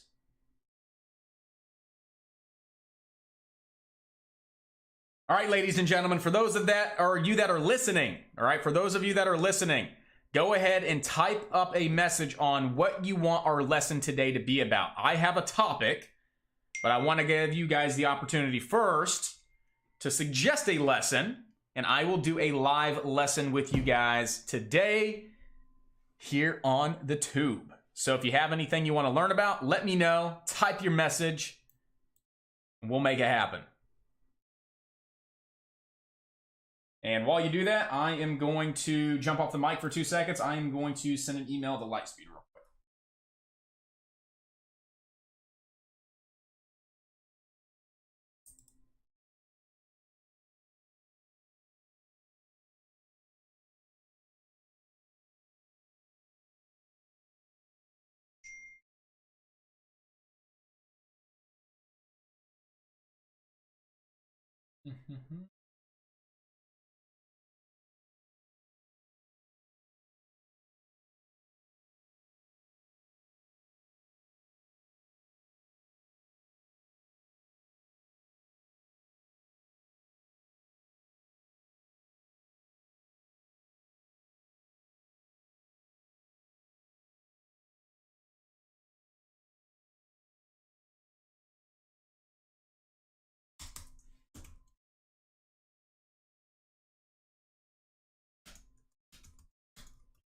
Dear Lightspeed,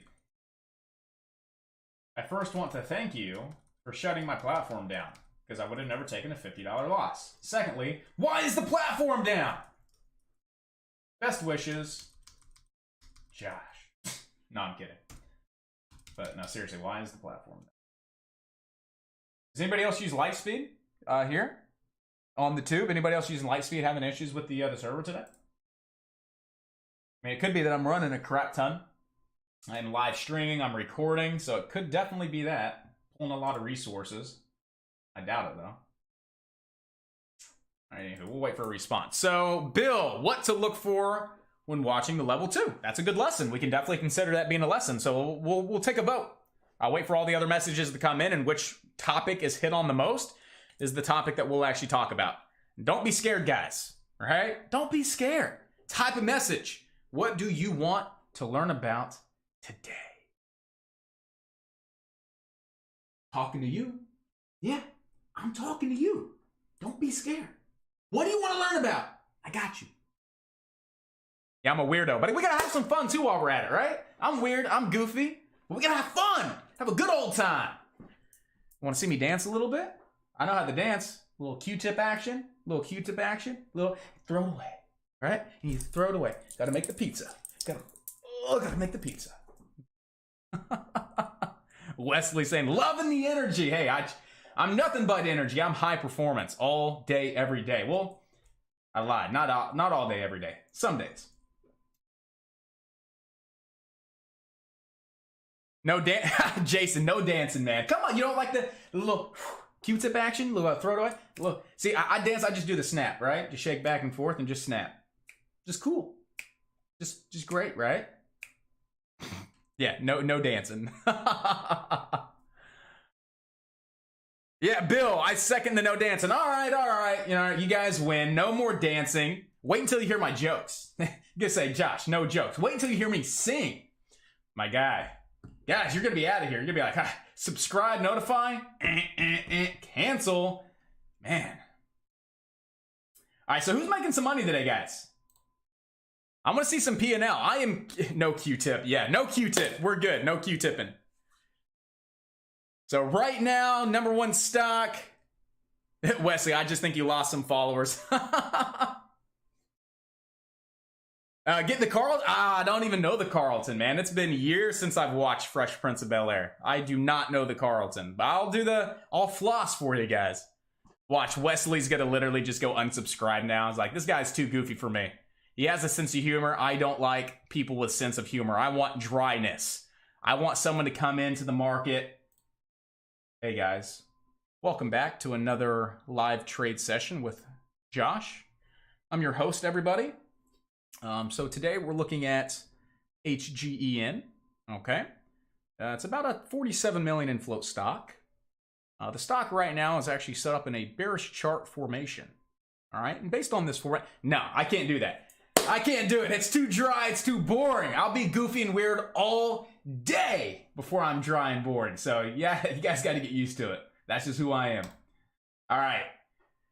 So HGEN really trying to decide on what it wants to do. For a second there, a little bit of a head and shoulders pattern. It still could be, right? It still could be a little bit of a head and shoulders pattern, but we are starting to get this micro double bottom. A little bit of this double bottom off 26. So from my perspective, would I want to trade this? I kind of would, yeah. Higher low, higher low, higher low, double bottom. If I were to take this trade, my stops would be right underneath these lows here. So the next lower low that would be put in, right, would be underneath 25.66. That would be my stop out point. But this has so much potential, right? It has so much momentum to the upside that I'm more long biased than short biased, right? Because we've had so much room to the upside and it still has potential as it's building these higher lows and we're consolidating. And this is the best time for a big breakout, if it's going to break out, is out of this consolidation, guys. So if I were to take this trade, my stops would be underneath that low. First target would be a pop into the highs, and then I would hold a little bit for a push up to 30. I can't trade right now. Lightspeed's still messed up right now. Let me see if I can go ahead and grab a small piece of this at 100 shares just to see if I get filled, and I'm not getting filled, so.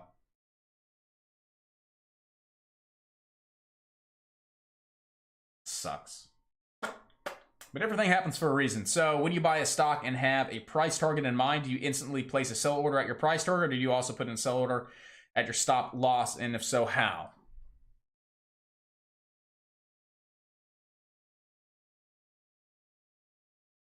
So I don't use limit. So to answer your question, like brackets, stop losses, I mainly do it. It's all mental, right? So if I have a price target and I'm in, and I know my price target is $28, what am I doing? Finger on the trigger, watching the level 2. 27.38, 27.20, 27.13, right? Finger on the trigger, size typed in, looking at the level 2. 27.24, how many shares? All right, so we got some buyers moving in. See if we can get through that 27.50, right? We got 27.31 on the bid, 27.30, 25. So we're seeing, you know, a little bit more down pressure short term. There we go. So we got a pop there, right? 20, boom, I'm out. No sell order, no nothing, right? By the time I sit there and type it all up, shares, this, limit, market, oh shit, I missed my sell target. No, I'm good to go. Market order, looking at the level 2. The level 2 tells me everything. All right, level 2 tells me everything. So guys, there we go. Nice higher low, nice double bottom. Stops were about 50, 60 cents. I wish I could have taken that trade. I was even like, yeah, this is a trade I want to take, and that would have been a beautiful 2-point mover to the upside. But hey, coulda, shoulda, woulda. If you guys got a piece of that action, awesome work. Go ahead and take some profit. Don't be greedy. Take some profit, guys, right? And at least bring those stops up to break even. But right now, we do not want to see this back below $28. Ideally, if we want to see this hit 30, right now, within the next couple minutes, we do not want to see this back below $28. So if you guys got in right around that $26.30, $26.40, take profit. You're up $2 a share. Don't be greedy. Bring those stops to break even just in case it dumps. At least you're locking in something. If you want to lock it all in, go ahead. But if you want to leave a runner, that's when you go ahead and take half, stops to break even, leave a piece as a runner. Your next target is $30.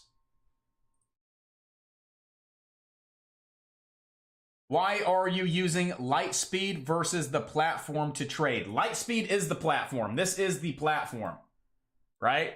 This is my platform. This is what I log into every single day. This is my broker, right? Lightspeed is my broker. So this is my broker. This is where I buy and sell. This is the broker I use. I use Lightspeed because they are light speed, the speed of light with their executions. I mean, I would rather pay a couple bucks in commissions and fees and get an immediate exit or entry versus using TD Ameritrade where it takes 5 to 10 seconds to fill a 1,000 share order. So I love Lightspeed. They're our preferred broker of choice. And if you guys want to get set up with Lightspeed, let me know. I'll get you guys an affiliate link. It does a little bit, doesn't it? It looks a little bit like TD, but it doesn't handle like TD. I mean, this is like TD on steroids times 10. Times 10. I mean, the second I click sell, whether I have 1,000 shares or 10,000 shares, I'm getting sold. They are not selling my order for payment, right? Have you ever heard of selling order flow for payment? Robinhood did it. They say they do it. So basically, if they can fill your order at 28, they're going to say they filled you at 27.80. But they filled it for 28. They give you a 27.80 fill. They keep the 20 cents. They give the market maker 10 cents. They keep 10 cents. Selling orders for payment, right? Lightspeed doesn't do that. That's why it's boom. The second I get out is the best price. Directly to the market, immediate execution, the best price. I will pay a couple bucks a trade to make sure that if I'm in a heavy position that I'm getting out. Because imagine having 5,000 shares on TD. Hitting that sell button, it taking 5 to 10 seconds to go through, which I've seen before, and you're down 10 to 20 cents in slippage. That could be $200-300 bucks. That could be $200 to $300 bucks. So it's worth me paying, $10 in commissions and fees. You might have a little bit of a bull flag right here on HGEN. So if you guys were in this off the push, a little bit of a bullish flag on HGEN. If we come back below 27.80, that's a good sign to go ahead and get out. Underneath that low, 27.80, go ahead and possibly get out. But right now, a little bit of a bullish flag. If we can break over the 28.80, next target, 30 bucks. Jeff, can you give a quick tutorial on how to read the level 2? Everybody wants to do a level 2 lesson today. So yes, here in about 5 to 10 minutes, we will do a little tutorial on the level 2. I also have level 2 lessons here on YouTube. So in your spare time, if you want to check out one of our 3 level 2 lessons, please do. Great content, great lessons, and that'll give you a lot more information as well. 0.0035, so $3.50. So I use 0.0035 per share, dollar minimum commission. So if I buy 100 shares, it's not 35 cents, right? It's $1 if I buy 100 shares. So, yep, 0.0035 is my commission structure. 1,000 shares would be $3.50. So 2 orders, round trip, 1,000 in, 1,000 out, $7. $7 blows $100 of slippage out of the water. And that's why I left TD about a year ago. That's why I left TD Ameritrade roughly a year ago, because I realized the slippage was brutal. The platform crashing when I'm in trades, not executing, canceling orders, still going through. I mean, you name it, too many issues, I got out. The only thing is you have to have 25K with Lightspeed. Or you can do a cash account for 10K. So if you get my referral link, you can actually set up a cash account with Lightspeed with 10K. So right now, guys, a little bit of a bullish flag, starting to get a little bit of a squeeze. We want to see the bids hold above 28.5, right? If I was in this trade, which I tried to pull the trigger down here, guys, when we were talking about it underneath 26.5 for the push. If I was in this trade, I would have been taking half, right? This is how I would have traded this. I would have been taking half over these highs, right? I would have been bringing my stops up to break even, just in case it dumped. Right now, I'd be taking another half of a half and bringing my stops up under this 27.84. At the lowest, 27.84. Ideally, I'd like to see it hold 28.5, right? But at least at the lowest, I know my stop is 27.80. And I would be out completely. But I would like to see this hold above 28.5. And if I was in this trade, I would still have a third of my position. Again, taking half. Okay, I'd probably be getting out. I'd be getting out. See? That's why we need to be watching that level 2 in the price action. So let's go ahead and watch level 2. Once this calms down a bit.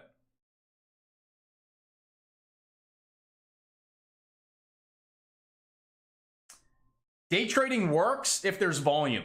All right, so keep this in the front of your head all the time. Volume equals activity, activity equals profit. If there's volume, there's activity. If there's activity, the likelihood of you making profit goes up. The only thing about the afternoon is, what do people do? They take lunch. The market usually consolidates and sits sideways over lunch. So yes, 80% of the time, between the hours of 11:30, 12 to about 2 o'clock, that 2.5 hour window, the market typically sits sideways. There's not a lot of volatility. Again, that's not 100% of the time. That's 80% of the time. I can't tell you how many times we've seen momentum stocks rip and run all freaking day to where I never leave my office. From 7 a.m. to 7 p.m., I'm in here making money because it's nonstop action. But yes, 80% of the time, from the hours of 7 a.m. pre-market to about 11:30 p.m., that's when the market's the hottest. It usually starts dying down over lunch, and it picks back up around 2:30, 3 o'clock, and that's what we call power hour.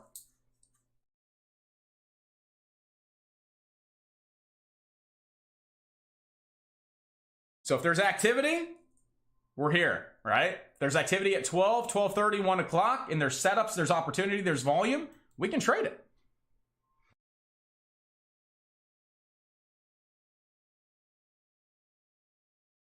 So Angel saying, last week had lots of BNGO stock. The transition took about 20 minutes.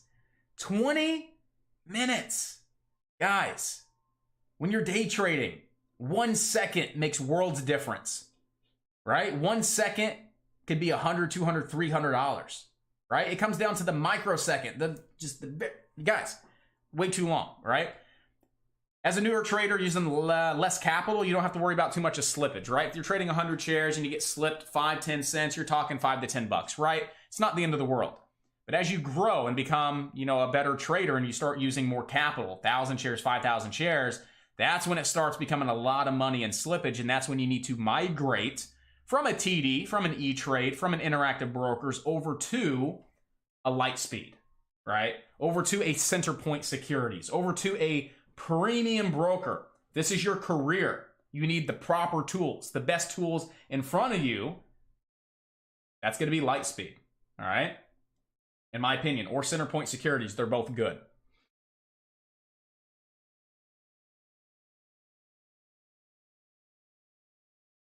Well, you're here now, Wesley. You are here now. And it's all good to go. Nothing but green from here, my man. Just taking it all in, educating, getting in the right mindset, risk management, everything that we've been stressing for the last, how long have I been talking? 2 hours and 26 minutes. Oh, yeah. So you're here now. Nothing but green, nothing but upside, man. You got this. Take all of this in. Learn from it. back test a little bit if you have to for now, until you dive back into a live account. So let's go ahead and do this, guys. It's 11:02 in the market. Let's talk about level 2. All right, so what is the level 2? You guys are challenging me right now. I haven't done a live lesson since we were last in chat back in November. So here we go. Level 2. Keep it very simple for you guys. It displays the buyers and the sellers on a particular stock. So this is the level 2 you see here on the live stream. All right, this is on ticker symbol HGEN. There's 3 components to the level 2. Component number 1, the EX or exchange, right? So this is ARCA, EDGX, NASDAQ, New York Stock Exchange. This is basically where the order's coming from, right? Which market maker the order's coming from. There's a lot of advanced stuff about level 2, like the AX, right? The most powerful market maker out there. Guys, keep it simple in the beginning. Does the exchange really matter right now to you guys? No. Now, if you develop level 2 strategies, that may become relevant. But right now, at this point in time, it's not relevant as a new trader. The main 2 components you need to be focused on is the bid and the bid size, the ask and the ask size, right? So the dollar amount for the bid and the ask, and then the size of the transaction, right? The size of the transaction is probably the most important. So if you think that you have $27 support, let's go ahead and do this.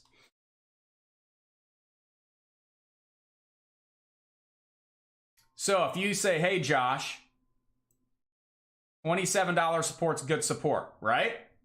And you're looking at your level 2, and you see down here at 27.26, you have 17,000 shares sitting on the bid. That means someone like me has a limit order in the system at $27.26 to buy 16,000 shares. So you can say, hey, I liked $27 support, but we have such a big buyer at 27.26. That 27.26 may be a better area of support because we have a wall of buyers, right? So that's the first thing to take away from the level 2 is look at size, right? Look at the size. We see 27.26, 20,000 shares. Now you're probably saying it says 181, Josh. That's 181 shares. No, you have to add 2 zeros on TD Ameritrade. You have to add 2 zeros. So this is 100, 200, 500, 600, 500, right? Add 2 zeros. 16,000 shares.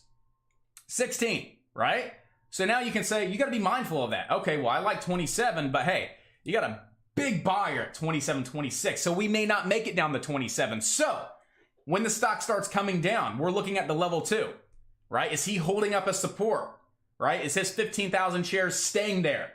Or is his 15,000 shares being depleted, right? Is he being taken out? Are sellers so powerful that they sell 16,000 shares and blow past him down to 27, down to 26, down to 25, right? So again, number 1, you got the bids. These are the buyers. These are people looking to buy via limit order, okay? And this is the size. So again, add 2 zeros, 2,000 shares. All right, someone stepped up and wanted to buy 2,000 shares. You got 400 shares, 100 shares, etc. One thing to take away, this does not display market orders, right? This is only limit orders in the market right now, pending, waiting to be executed, all right? So if a market order goes through, let's say someone had 1 million shares hypothetically. Let's say someone has 1 million shares and they click boop, market order, and it goes from 28 down to 24 like that. You're like, what happened? I didn't see anything on the level 2. I didn't see a big seller. How did it dump, $3? How did 1 million shares just go through? Market order, right? You'd see that on the time and sales. You would see it on the time and sales, but you wouldn't see that on the level 2 because level 2 is displaying limit orders. So again, limit orders for everybody that wants to buy in their size, limit orders for all of the sellers, what price they want to sell at in their size, okay? That's the takeaway of the level 2. Basically, it displays the amount of buyers and sellers in the market, what they're willing to pay, what they're willing to sell, and how much. Now, this is a great live example. So we are starting to come down towards this big freaking buyer, right? Keep your eye on your level 2 if you have your level 2 open. 27.26, 32,000 shares. If we can continue to move lower, closer to that 27.26, Watch that amount. Does it stay at 30,000? Or does it go to 28, 25, 20, 15, 10, right? And he's getting taken out, getting taken out, getting taken out, getting taken out, right? That's a good indication that 27, 26 will most likely crack, and you will see another dump to the downside. I mean, come on, guys. If this comes all the way down to 27, 26, 30,000 shares, and we take him out, the sellers are so damn powerful, so strong, that the likelihood of that dumping even more increases, right? So, but if we come down to 27, 26, and we see he's at 39, 38, 37,000 shares. Oh, back to 38, 39. We got more people stepping in at that price, right? But he's holding. That amount's there. That is a wall. Think of it like a brick wall. Think of it like a brick floor, right? Brick floor. Can you get through the brick floor? Absolutely. If you hit it hard enough, you got a freaking jackhammer. But think of it like just a concrete floor. That's 40,000 shares. When we come down to it, we land on it. We can jump off on it. So if we come down and buyers see that there's a 40,000 share order there, maybe more buyers want to move in off that level, and you could see a bounce off that floor. But if you got your jackhammer guy, right? Just chipping away at it, right? Dump. So that's how you have to really kind of put it in perspective as a level 2. Geez, I'm really bad at analogies. But again, that's what you want to focus on when you see big orders like that on the buy side and even the sell side. So basically take that same example, flip it 180, and let's assume there's a big seller at $30. Let's say there's a 30,000 share seller at $30. If we come up to $30, we can't get through, right? It's a wall. We can't get through unless we're strong enough to break through him, and that's when we see big time breakouts, big time moves. And a lot of people ask, Josh, how did you know that stock was going to break out through 30 right before it did? I saw a big order on the sell side. I saw the buyers eating him away, tearing that up, tearing him up. And then right before he got down to the last share, boom.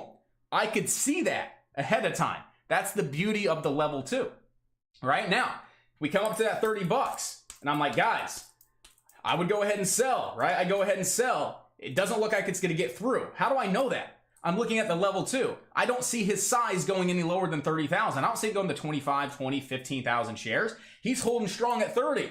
Buyers aren't strong enough to get through. That's a good indication to go ahead and get out, right? Because buyers aren't stronger than sellers, right? So again, that's how I utilize the level 2. That's how I'm able to get out before big cracks and big dumps. That's how I'm able to get in sometimes for a breakout if I see so much strength and so much volume and so much momentum through a large seller for a big quick pop, and I'll scalp it, right? All level 2. Basically, that's price action. Again, it takes time to master the level 2. It really does. There's a lot. It moves very, very fast. But that's the key takeaways that I would like to talk about today as far as a new trader, what would I have done different as a new trader, right? Those are the things that I would focus on, okay? Buyer, seller, size. Look at those big orders, right? Look at those big orders. Just pay attention to the size. That's going to give you an idea of where the stock can go to next based on what you see on the level 2. So hopefully that answers your questions, guys. Again, I have 3 other more in-depth lessons, about hour-long lesson total. Out of the 3, they're about an hour long, and each one hits on a different topic of the level 2. So go into the video section, look up level 2 lessons, and we have 3. Go ahead and watch those. They're really, really good. And I actually have a nice visual representation of the level 2, how it works in the form of like me drawing on my snip and sketch. All right. So it was a pretty good lesson. So right now it's still 27, 26. You have 40,000 shares.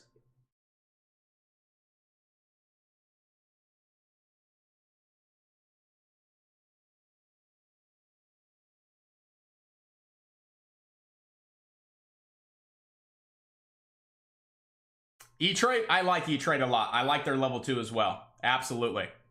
Not a big fan of light speeds, to be honest. I've just been using TD Ameritrade for so long that I'm used to it. All right. Another thing, if you guys use TD Ameritrade, why does it flash from green to red, green to red, green to red, right? Like sometimes it's green and red. Basically, that just shows you, is that last order higher or lower than the previous, right? So 2901, 2980 was red, 2970s would be red, but if it goes back up to 29 or 28.90, it'd be green. So the green and the red, the flashing of it really doesn't represent a whole lot. I wouldn't be too concerned about it. Focus on the price, focus on the size, all right? The green and red basically just displays if the new order that's there is higher or lower than the previous, right? So green means it was higher than the last order. Red means it was lower. Same thing with size, right? That just went to 4. 1. Watch, anytime it's higher or lower. So right now it's 1. Oh, it's 4. It's higher than 1. Oh, back to 1. 3. You know what I mean? So that's all it displays.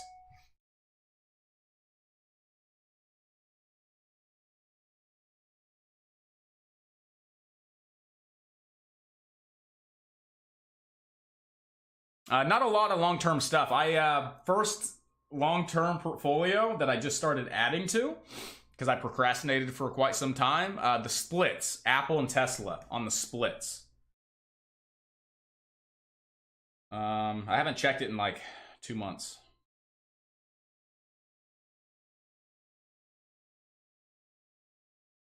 Tesla average cost basis 405. Apple average cost basis 124. So only 2 things I have right now long term. And I'm going to add to it little by little. I'm just not a long-term investor, you know what I mean? I day trade. That's where I make a majority of my money. I don't swing trade either. So if you guys ask about swing trading, I'm not a huge swing trader, but I always give you my technical analysis on it, 100% of the time. But Tesla and Apple right now, and I'm going to slowly add little by little. I think the market's a little too hot right now. I get it off after the splits on Tesla, Apple right now. I'm still convicted that we have a nice correction coming. I really do. I think we should see 10 to 12%, right? Sometime this year, 10 to 12%. I mean, I could be wrong. I'm okay with being wrong, but I think that I can buy a lot of these names a lot less expensive. Like Boeing, I want to get on Boeing. Absolutely. I want to get on Boeing. I think CCIV is a good one. I think AMC, they're going to be reopening soon. I think AMC could be a good investment. The airlines, hospitality, restaurants, a lot of these, those sectors, you know, Facebook I want to get in, but I think Facebook's way too high right now. I don't want to be buying Facebook right here. I want to buy more Apple. I actually may buy a little bit of Apple here off the 200, right? I like this little bit of this higher low double bottom bounce on the daily chart right off that 200 SMA. I do like that. I may average a little bit more here on Apple.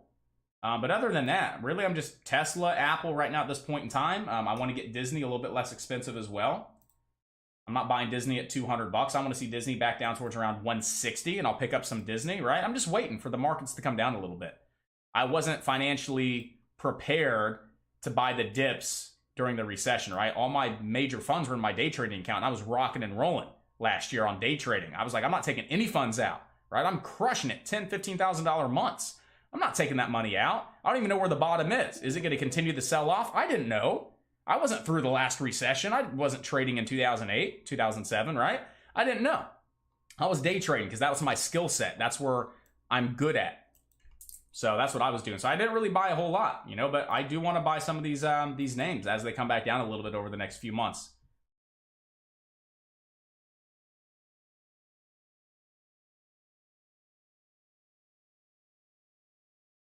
Wesley, we got the dancing, singing, jokes, the jackhammer demo. Woo, boy. Well, I'm sure you love it, right? It's fun.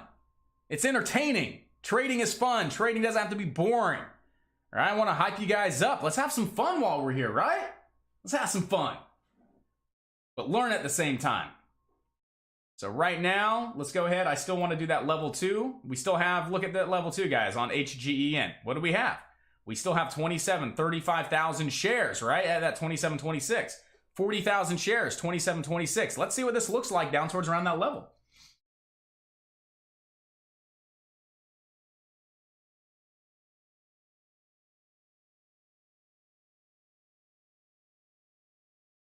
Fernando, absolutely. Glad that helped. But I still want to see what this looks like. Look, 27.26. Where'd he go? Where'd he go? He vanished. Right? Did he take his order out? He's probably like, shit, I don't like this now. Oh, he's got 6K, 27.26, right? Like, he's not there now. That big order went away. What does that tell you? If we come down to that 27.26 and he's not there, what does that tell you? That is not going to be a great bounce area now, right? Oh, you got 10K, 11K, 27.26, still a little bit there. 11,000 shares at 27.26. 15,000 shares at 27.26. Let's see what it looks like if we can get down a little bit more towards that 27.26 level.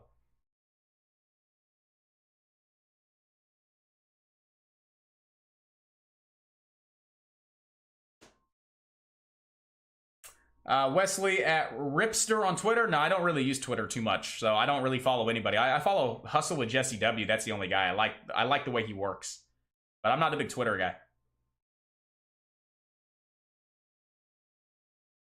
If this is your long-term account, Angel, this is long-term investment. I never, definitely trim profits. It's never a bad idea to take profit if you're green. Definitely trimming some and adding some money to your bank account.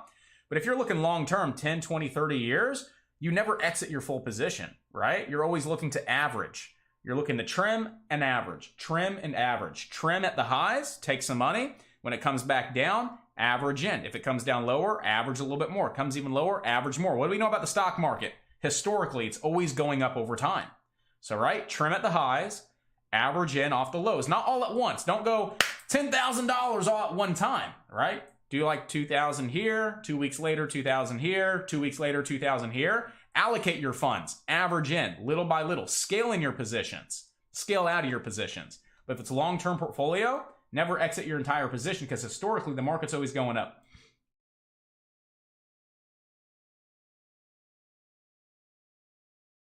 So my broker's actually down right now. As you guys saw, I pulled it over. I tried to actually take a position over on HGEN in the low 26s.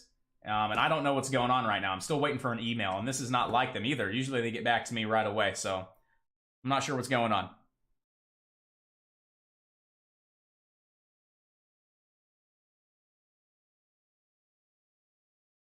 Maddie, so Josh, how about someone that's under the PDT rule, under 25K, that feels like their risk management needs to be greater? Well, number one, if you've already realized that your risk management needs to be better than what it is, stop trading real money.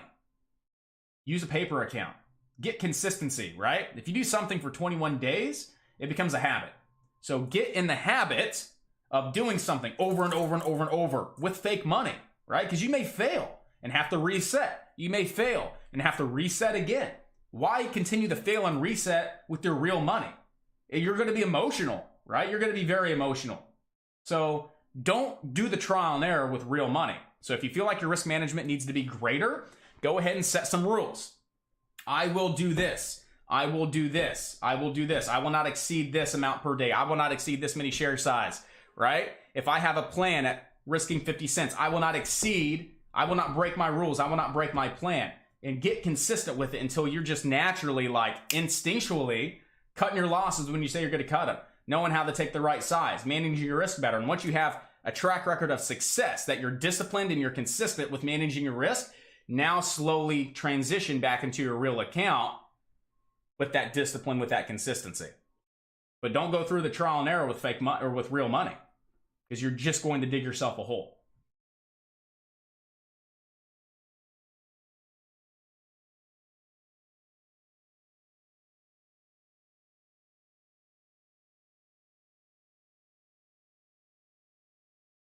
So when I first started day trading, I was actually in the car business selling cars. I absolutely hated it.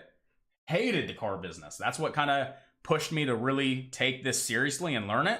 I just didn't like sales. I didn't like sales. I didn't like the whole part of selling, right? Was never a fan. So, but yeah, I was still selling cars. I was stacking money, saving a lot as I was selling cars, but I was still in the markets when I was in my office. Like 4 hours of the day, I was in my office trading the markets, learning the markets. The other part of the day, I was selling cars, making money. So I was paying my bills, saving, and eventually I got over that 25K hurdle with some help from family as well, which was nice. So I got over that 25K. I was able to get myself out of the hole that I was in from all those 5,000 blown up account, 5,000 here, 5,000 there, 2,000 here, 10,000 there, right? I was able to take that 30, 35 grand and grow it to where I was able to pay myself back all my losses and still have an account to be consistent with, to where I was able to make my first 6 figures.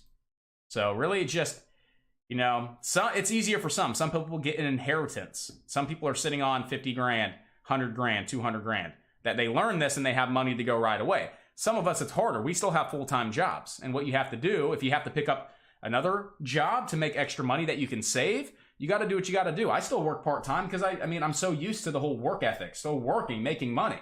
You got to take small risks now in life, right? You got to work harder now to where you can reap the reward later. Imagine having 5 years go by and you say, man, I haven't accomplished shit. I haven't accomplished anything. Imagine if you would have just maybe picked up that extra 20 hours 5 years ago and compounded all that money over 5 years. You could say, hey, I can actually go day trading full time. You know what I mean? You just got to have the mindset. What do you want in life? What are you hungry for? What do you want? Right? I wanted to learn how to trade, right? But I wasn't ready to quit my job and do it full time. So what did I do? I learned how to trade in my free time. While I was at work, I watched videos, I educated, I was in the market, right? I stacked cash, I saved, I hustled, I flipped shit, right?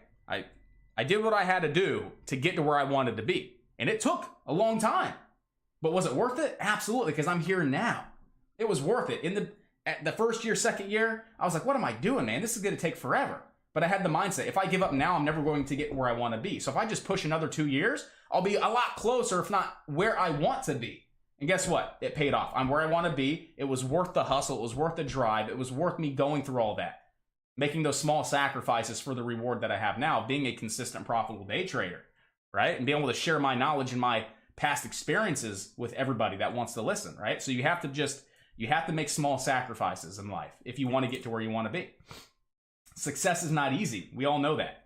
But the ones that actually break through all this shit and actually don't give up are the ones that are successful.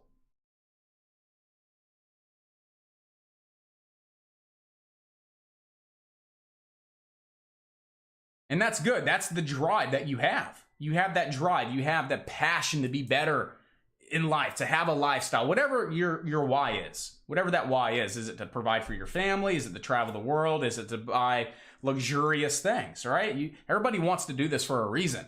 What's your reason, right? What's your reason that you're making these sacrifices to have 2 full-time jobs, right? But at least you're doing something that the average person doesn't do. You're taking on 2 full-time jobs. You're learning a skill set. You're challenging yourself every single day. You're learning, right? At the end of the day, who's going to win? You're going to win. You're going to win. Not them, because they're average. You're above average. Let's go. You want to be successful, you can't do what the average person does. You have to do more than the average person. And you will be successful if you never give up. Whatever people say about statistics in the stock market, I don't care about statistics. The only reason the statistic is the statistic is because people listen to the statistics and they get in that really bad mindset like, only 5% of traders make it. I'm not good enough. They just give up right away. They don't actually try. If people would actually put more effort in and try and not give up and be little pansies about stuff, I'm sorry, I'm blunt with it, more people would be successful. So the next time you hear someone talk about statistics, blah, blah, blah, you know what? You determine your success. You want to have 2-3 jobs. You want to save a lot of cash. You want to perfect your day trading skill set, and you want to be a full-time day trader in 3 years. Make it happen. Make it happen. The only person that's stopping you is you. So I'm done with my Gary V talk today. People's like, oh, stop with your Gary V motivation shit. Well, you know what? Every now and then people need a little bit of motivation. Every now and then people need to hear this shit. I needed to hear it 3 years ago, 4 years ago. I never heard it. I wish I would have. So guys, we've been doing this for a while now, almost 3 hours. So I'm going to open up the floor. Right now we're coming into lunchtime. As we can see, HGEN is really starting to slow down, guys. Really starting to slow down here on HGEN, really sitting sideways. So if you want to look at HGEN the rest of the day into Power Hour this evening, what do we want to see this do? Ideally hold above $25, right? Ideally hold above $25 at the absolute lowest. And if we can, we would have potential maybe this afternoon to retest those 29.20 highs, all right? Right now, I do not want to get involved with HGEN. As we can see, we are losing a lot of the volume, right? We are in lunch. We're losing a lot of volume. We're starting to sell off. It was a hot morning, guys. This was a hot Money Monday. If my broker was actually working, we would have made a couple bucks. I know we had a few people here in chat make a couple bucks off that first pullback. Amazing job. If anybody got in off that one entry off the higher lows in that break, awesome job. That was the trade I was going for. Couldn't get it, but awesome job if you got it. Really, what we talked about were 2 trades, and both of those trades worked out great. We didn't look at any other ticker today, right? We didn't really look at any other ticker. Did we look at CPHI? No. Did we look at UPC? No, right? Our focus all morning had been on HGEN and a little bit of SEAC. And what did we say on SEAC? Don't buy it. So don't buy it over 170, right? Because you got resistance 8 cents away. What happened? It dumped, right? So we advised you guys not to buy it. That's great. I didn't advise you. I educated you on why you shouldn't buy it. Got to clarify that. Educated you on why you shouldn't buy it. So yeah, HGEN was the one we were talking about in pre-market. HGEN, top gainer of the day. Shocking. No. Just understanding the market and how it works and how to get disciplined in the morning and do your due diligence. So other than that, guys,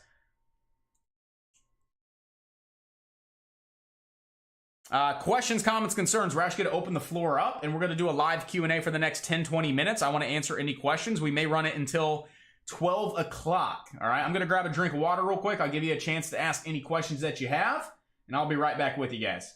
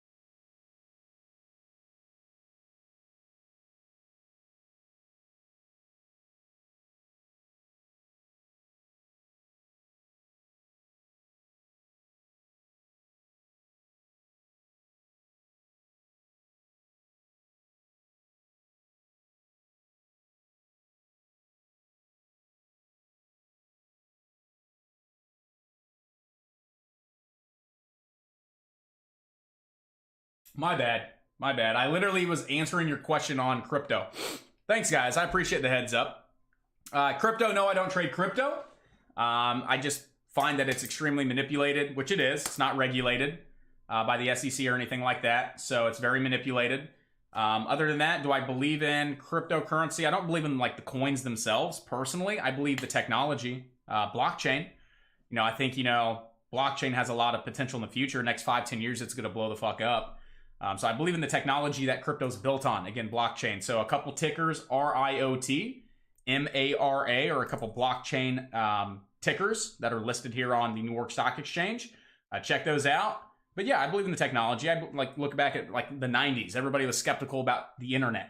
A lot of people right now are skeptical about blockchain and cryptocurrency, right? What did the internet do? It blew up. It's technology, right? Technology is always going to grow, always going to advance year after year after year after year.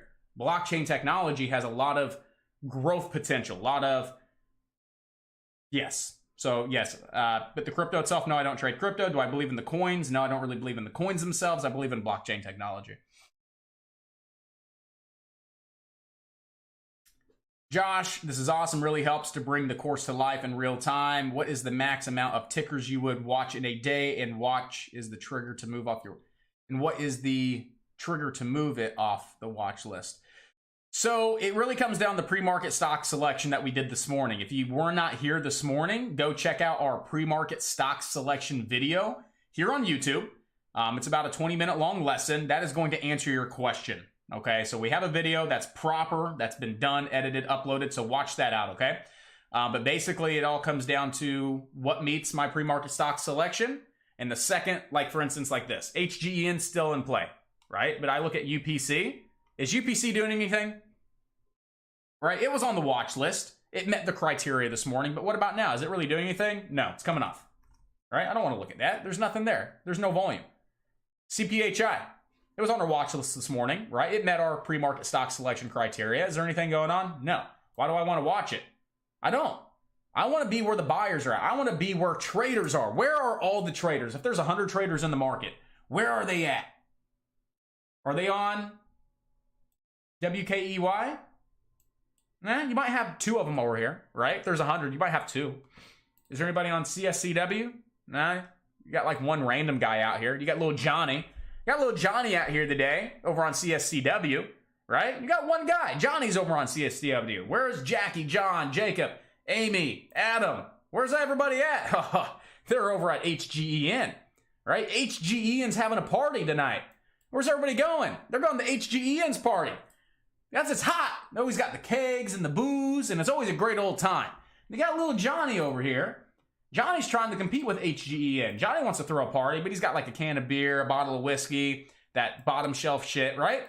No one wants to go to Johnny's party. Johnny's party's boring. There's nothing going on. All right, we all want to go to this party.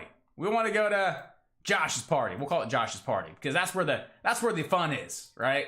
So again, you got 100 traders in the market. Where are they at? HGEN.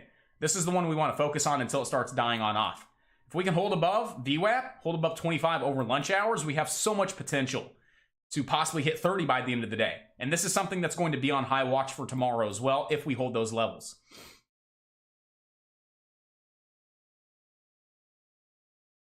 Options, we have a lot of great lessons on options as well.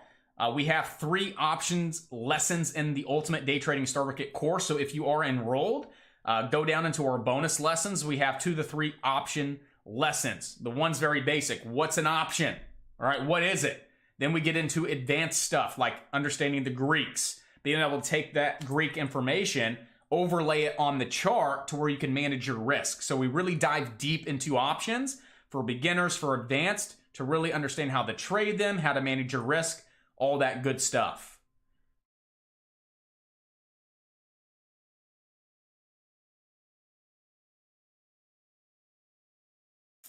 If there's opportunity, I do trade, right? I don't come in at 4 a.m., 5 a.m., 6 a.m., right? I'm in the market at 7, right? That's when a lot of the brokers open. So TDs, E-Trades, a lot of the main brokers open up at 7. That's when I'm here ready to go, right? If I happen to come in at 6, 6:30 and I see something, I'll trade it.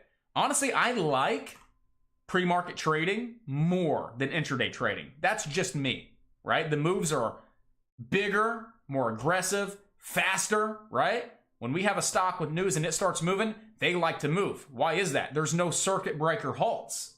In pre-market and post-market, there's no restrictions. The stock wants to run $100 in a minute, it can, right? There's enough buyers there, it can.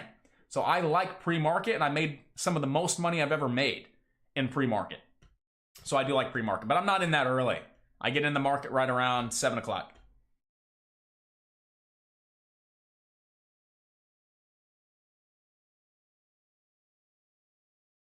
Let's go ahead and do a quick little scan through. WKEY was a mover from last week. TKAT was another NFT. TKAT was another NFT stock moving on up. You also had OCG. You also had YVR. This is just my notes from last week. And you also had YVR NFT stocks. If you want to write these down, you got NFT stocks, TKAT, WKEY, YBR, OCG. Friday's top gainers, we were looking at WAFU a second ago. BPRA. Got BPRAW. Those are the warrants. BPRAW. DLPN.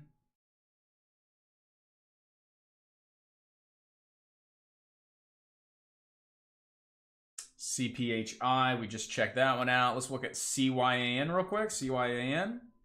If there's anything there, nothing really going on there. SEAC. So right now it is slow, guys. Look at it. Very choppy, very slow. Again, it's lunch.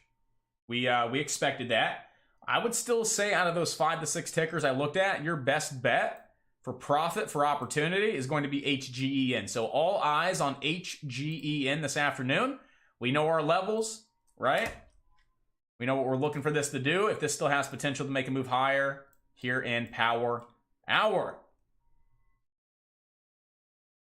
I don't swing trade because I cannot control or manage my risk. All right, and I'm not going to stay in the market until 8, 9 o'clock. I'm not going to wake up at 4 o'clock in the morning, right? So let's say I'm taking this great swing trade, and I love it, right? What happens if they drop an offering? What happens if they have bad news? What happens if it just gaps down with the overall market, right? I wake up at 7. Oh, shit. I only wanted to lose 20 cents. I'm down $1. I don't like swing trading for the fact that I cannot manage my risk. And honestly, I only find maybe 5 to 6 swing trades a year that I love, that I take, that yield me 100, 200%. I have a certain swing trade strategy that I like, but I only run across maybe 5 to 6 of those a year, and I will take those. But my bread and butter, guys, is day trading in the market, real time, being able to manage my risk right here, right now. So that's why I'm not a huge fan of swing trading. However, I do take some. With that being said, and I do invest a few long-term stocks as well. Bill, do you plan on any other live stream? Yeah, Monday through Friday, right? Like I said on TikTok, I'm going to do this until Alpha Day trading is complete. All right, so until Alpha Day trading is complete, I'm going to spend my time with you guys, build you guys up. And then once Alpha is complete and I relaunch, I will be back over on Alpha Day trading, live streaming, commentary, 5 chat rooms. I mean, you name it, everything. We just have a couple more things to do on the development side until we're ready to go. And I don't want to jump the gun. So until then, I want to give you guys my time, help you out as much as I can, educate, and hopefully it helps. Hopefully you guys take something away from this to where it's of value.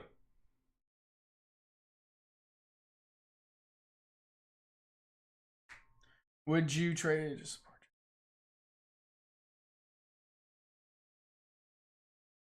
Would you have traded HGEN at support after the VWAP reclaim at 2050, around 950 low a day? So let's go ahead and look at that 950 mark. 950.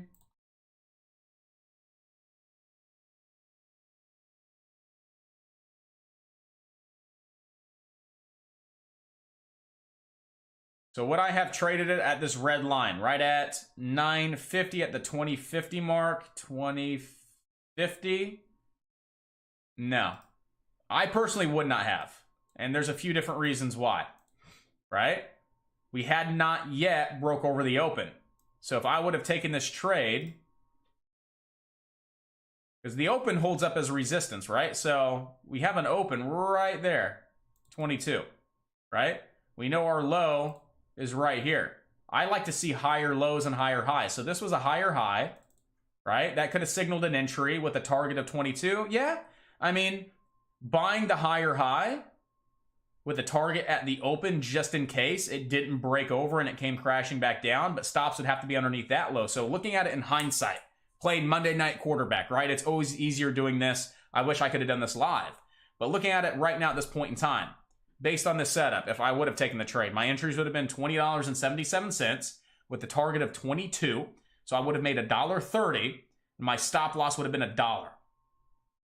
If I would have seen this trade and I would have mapped it out and I would have analyzed it like I just did, I would not have taken the trade because the risk reward would not have been there for me. Because again, we know that the open price holds it down as resistance, right? Can you tell how many times we've had an open, a big U shape, tags the open, makes a lower low, and it sells off the rest of the day. So that would have had to been my target to be smart. My stop would have had to been underneath this low to give it enough breathing room, right? Just playing the chart.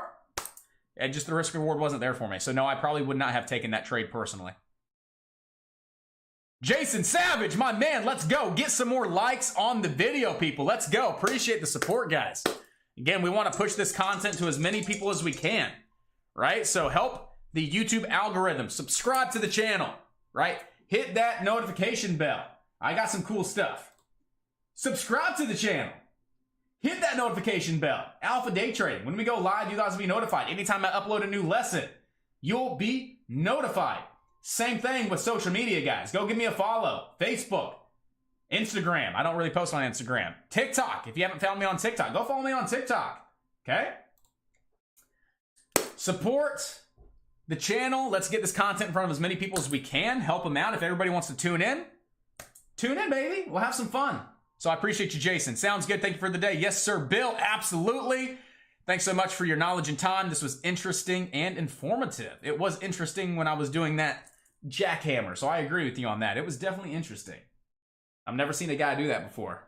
No, you guys are good, though. You're very welcome. I'm glad you guys enjoyed. I think we maxed out at about 50 to 60 viewers today, which is not bad for the first day, so it was fun. And the most important thing is that you guys are taking something of value away. Nah, Jason, you're awesome. You're awesome. Thanks for the support. I appreciate you. So whenever I end the stream, guys, all right, the video is still going to be here. I'm going to upload the video so you can come back and rewatch it. Do me a solid. Like the video. Comment on that video if you don't mind, all right? That's going to help the algorithm and get that video so at least people know that we do this every day, all right? So again, that video will be uploaded soon. Come back to the channel, like it, comment on it, share it if you want. All the support is awesome, guys. Until then, I'll see you tomorrow. When did it start, Mario, before we jump off? 9:10 in the morning. 9:10 Eastern Standard Time. All right, so we start Monday through Friday, 9:10. Typically, we run it until about 11. Today, we ran over 44 minutes just because I'm hyped up. I'm having fun with you guys answering your questions, so I don't mind at all. Omar, you're welcome. Ed, absolutely. Mario, tune in tomorrow, 9:10 a.m. Eastern Standard Time. We run for at least 2-3 hours a day. All right? So that being said, I want to do something creative, all right? I want to do something fun because I'm all about high energy, having fun, and I want to see who's all here. I want to end with a big bang, all right? So I'm going to scream at the top of my lungs, and you guys can do a big woo, like, woo! You're going to like, let me turn my volume down. That was loud. So I want to end with a big wow, woo, something, guys. I want to get like, I'm not creative, right? I'm not creative at all. If you guys have a better idea, but I want to end in a 3, 2, 1. Give me a big woo! That wasn't as good as the first time, was it? Ugh, that was crappy. We'll work on it, guys. We'll work on it, right? Give me 10 hits, I'll hit one, right? I'll strike out 9 10s, but I'll hit one. Kapow, kapow, kapow, kapow. That's what I'm talking about, guys. Love it. I love it. I will see you bright and early tomorrow morning, 9:10 Eastern Standard Time. Until then, happy, safe trading. Be smart, be safe. Hit me up if you guys have any questions. Have an awesome day. I will see you guys tomorrow.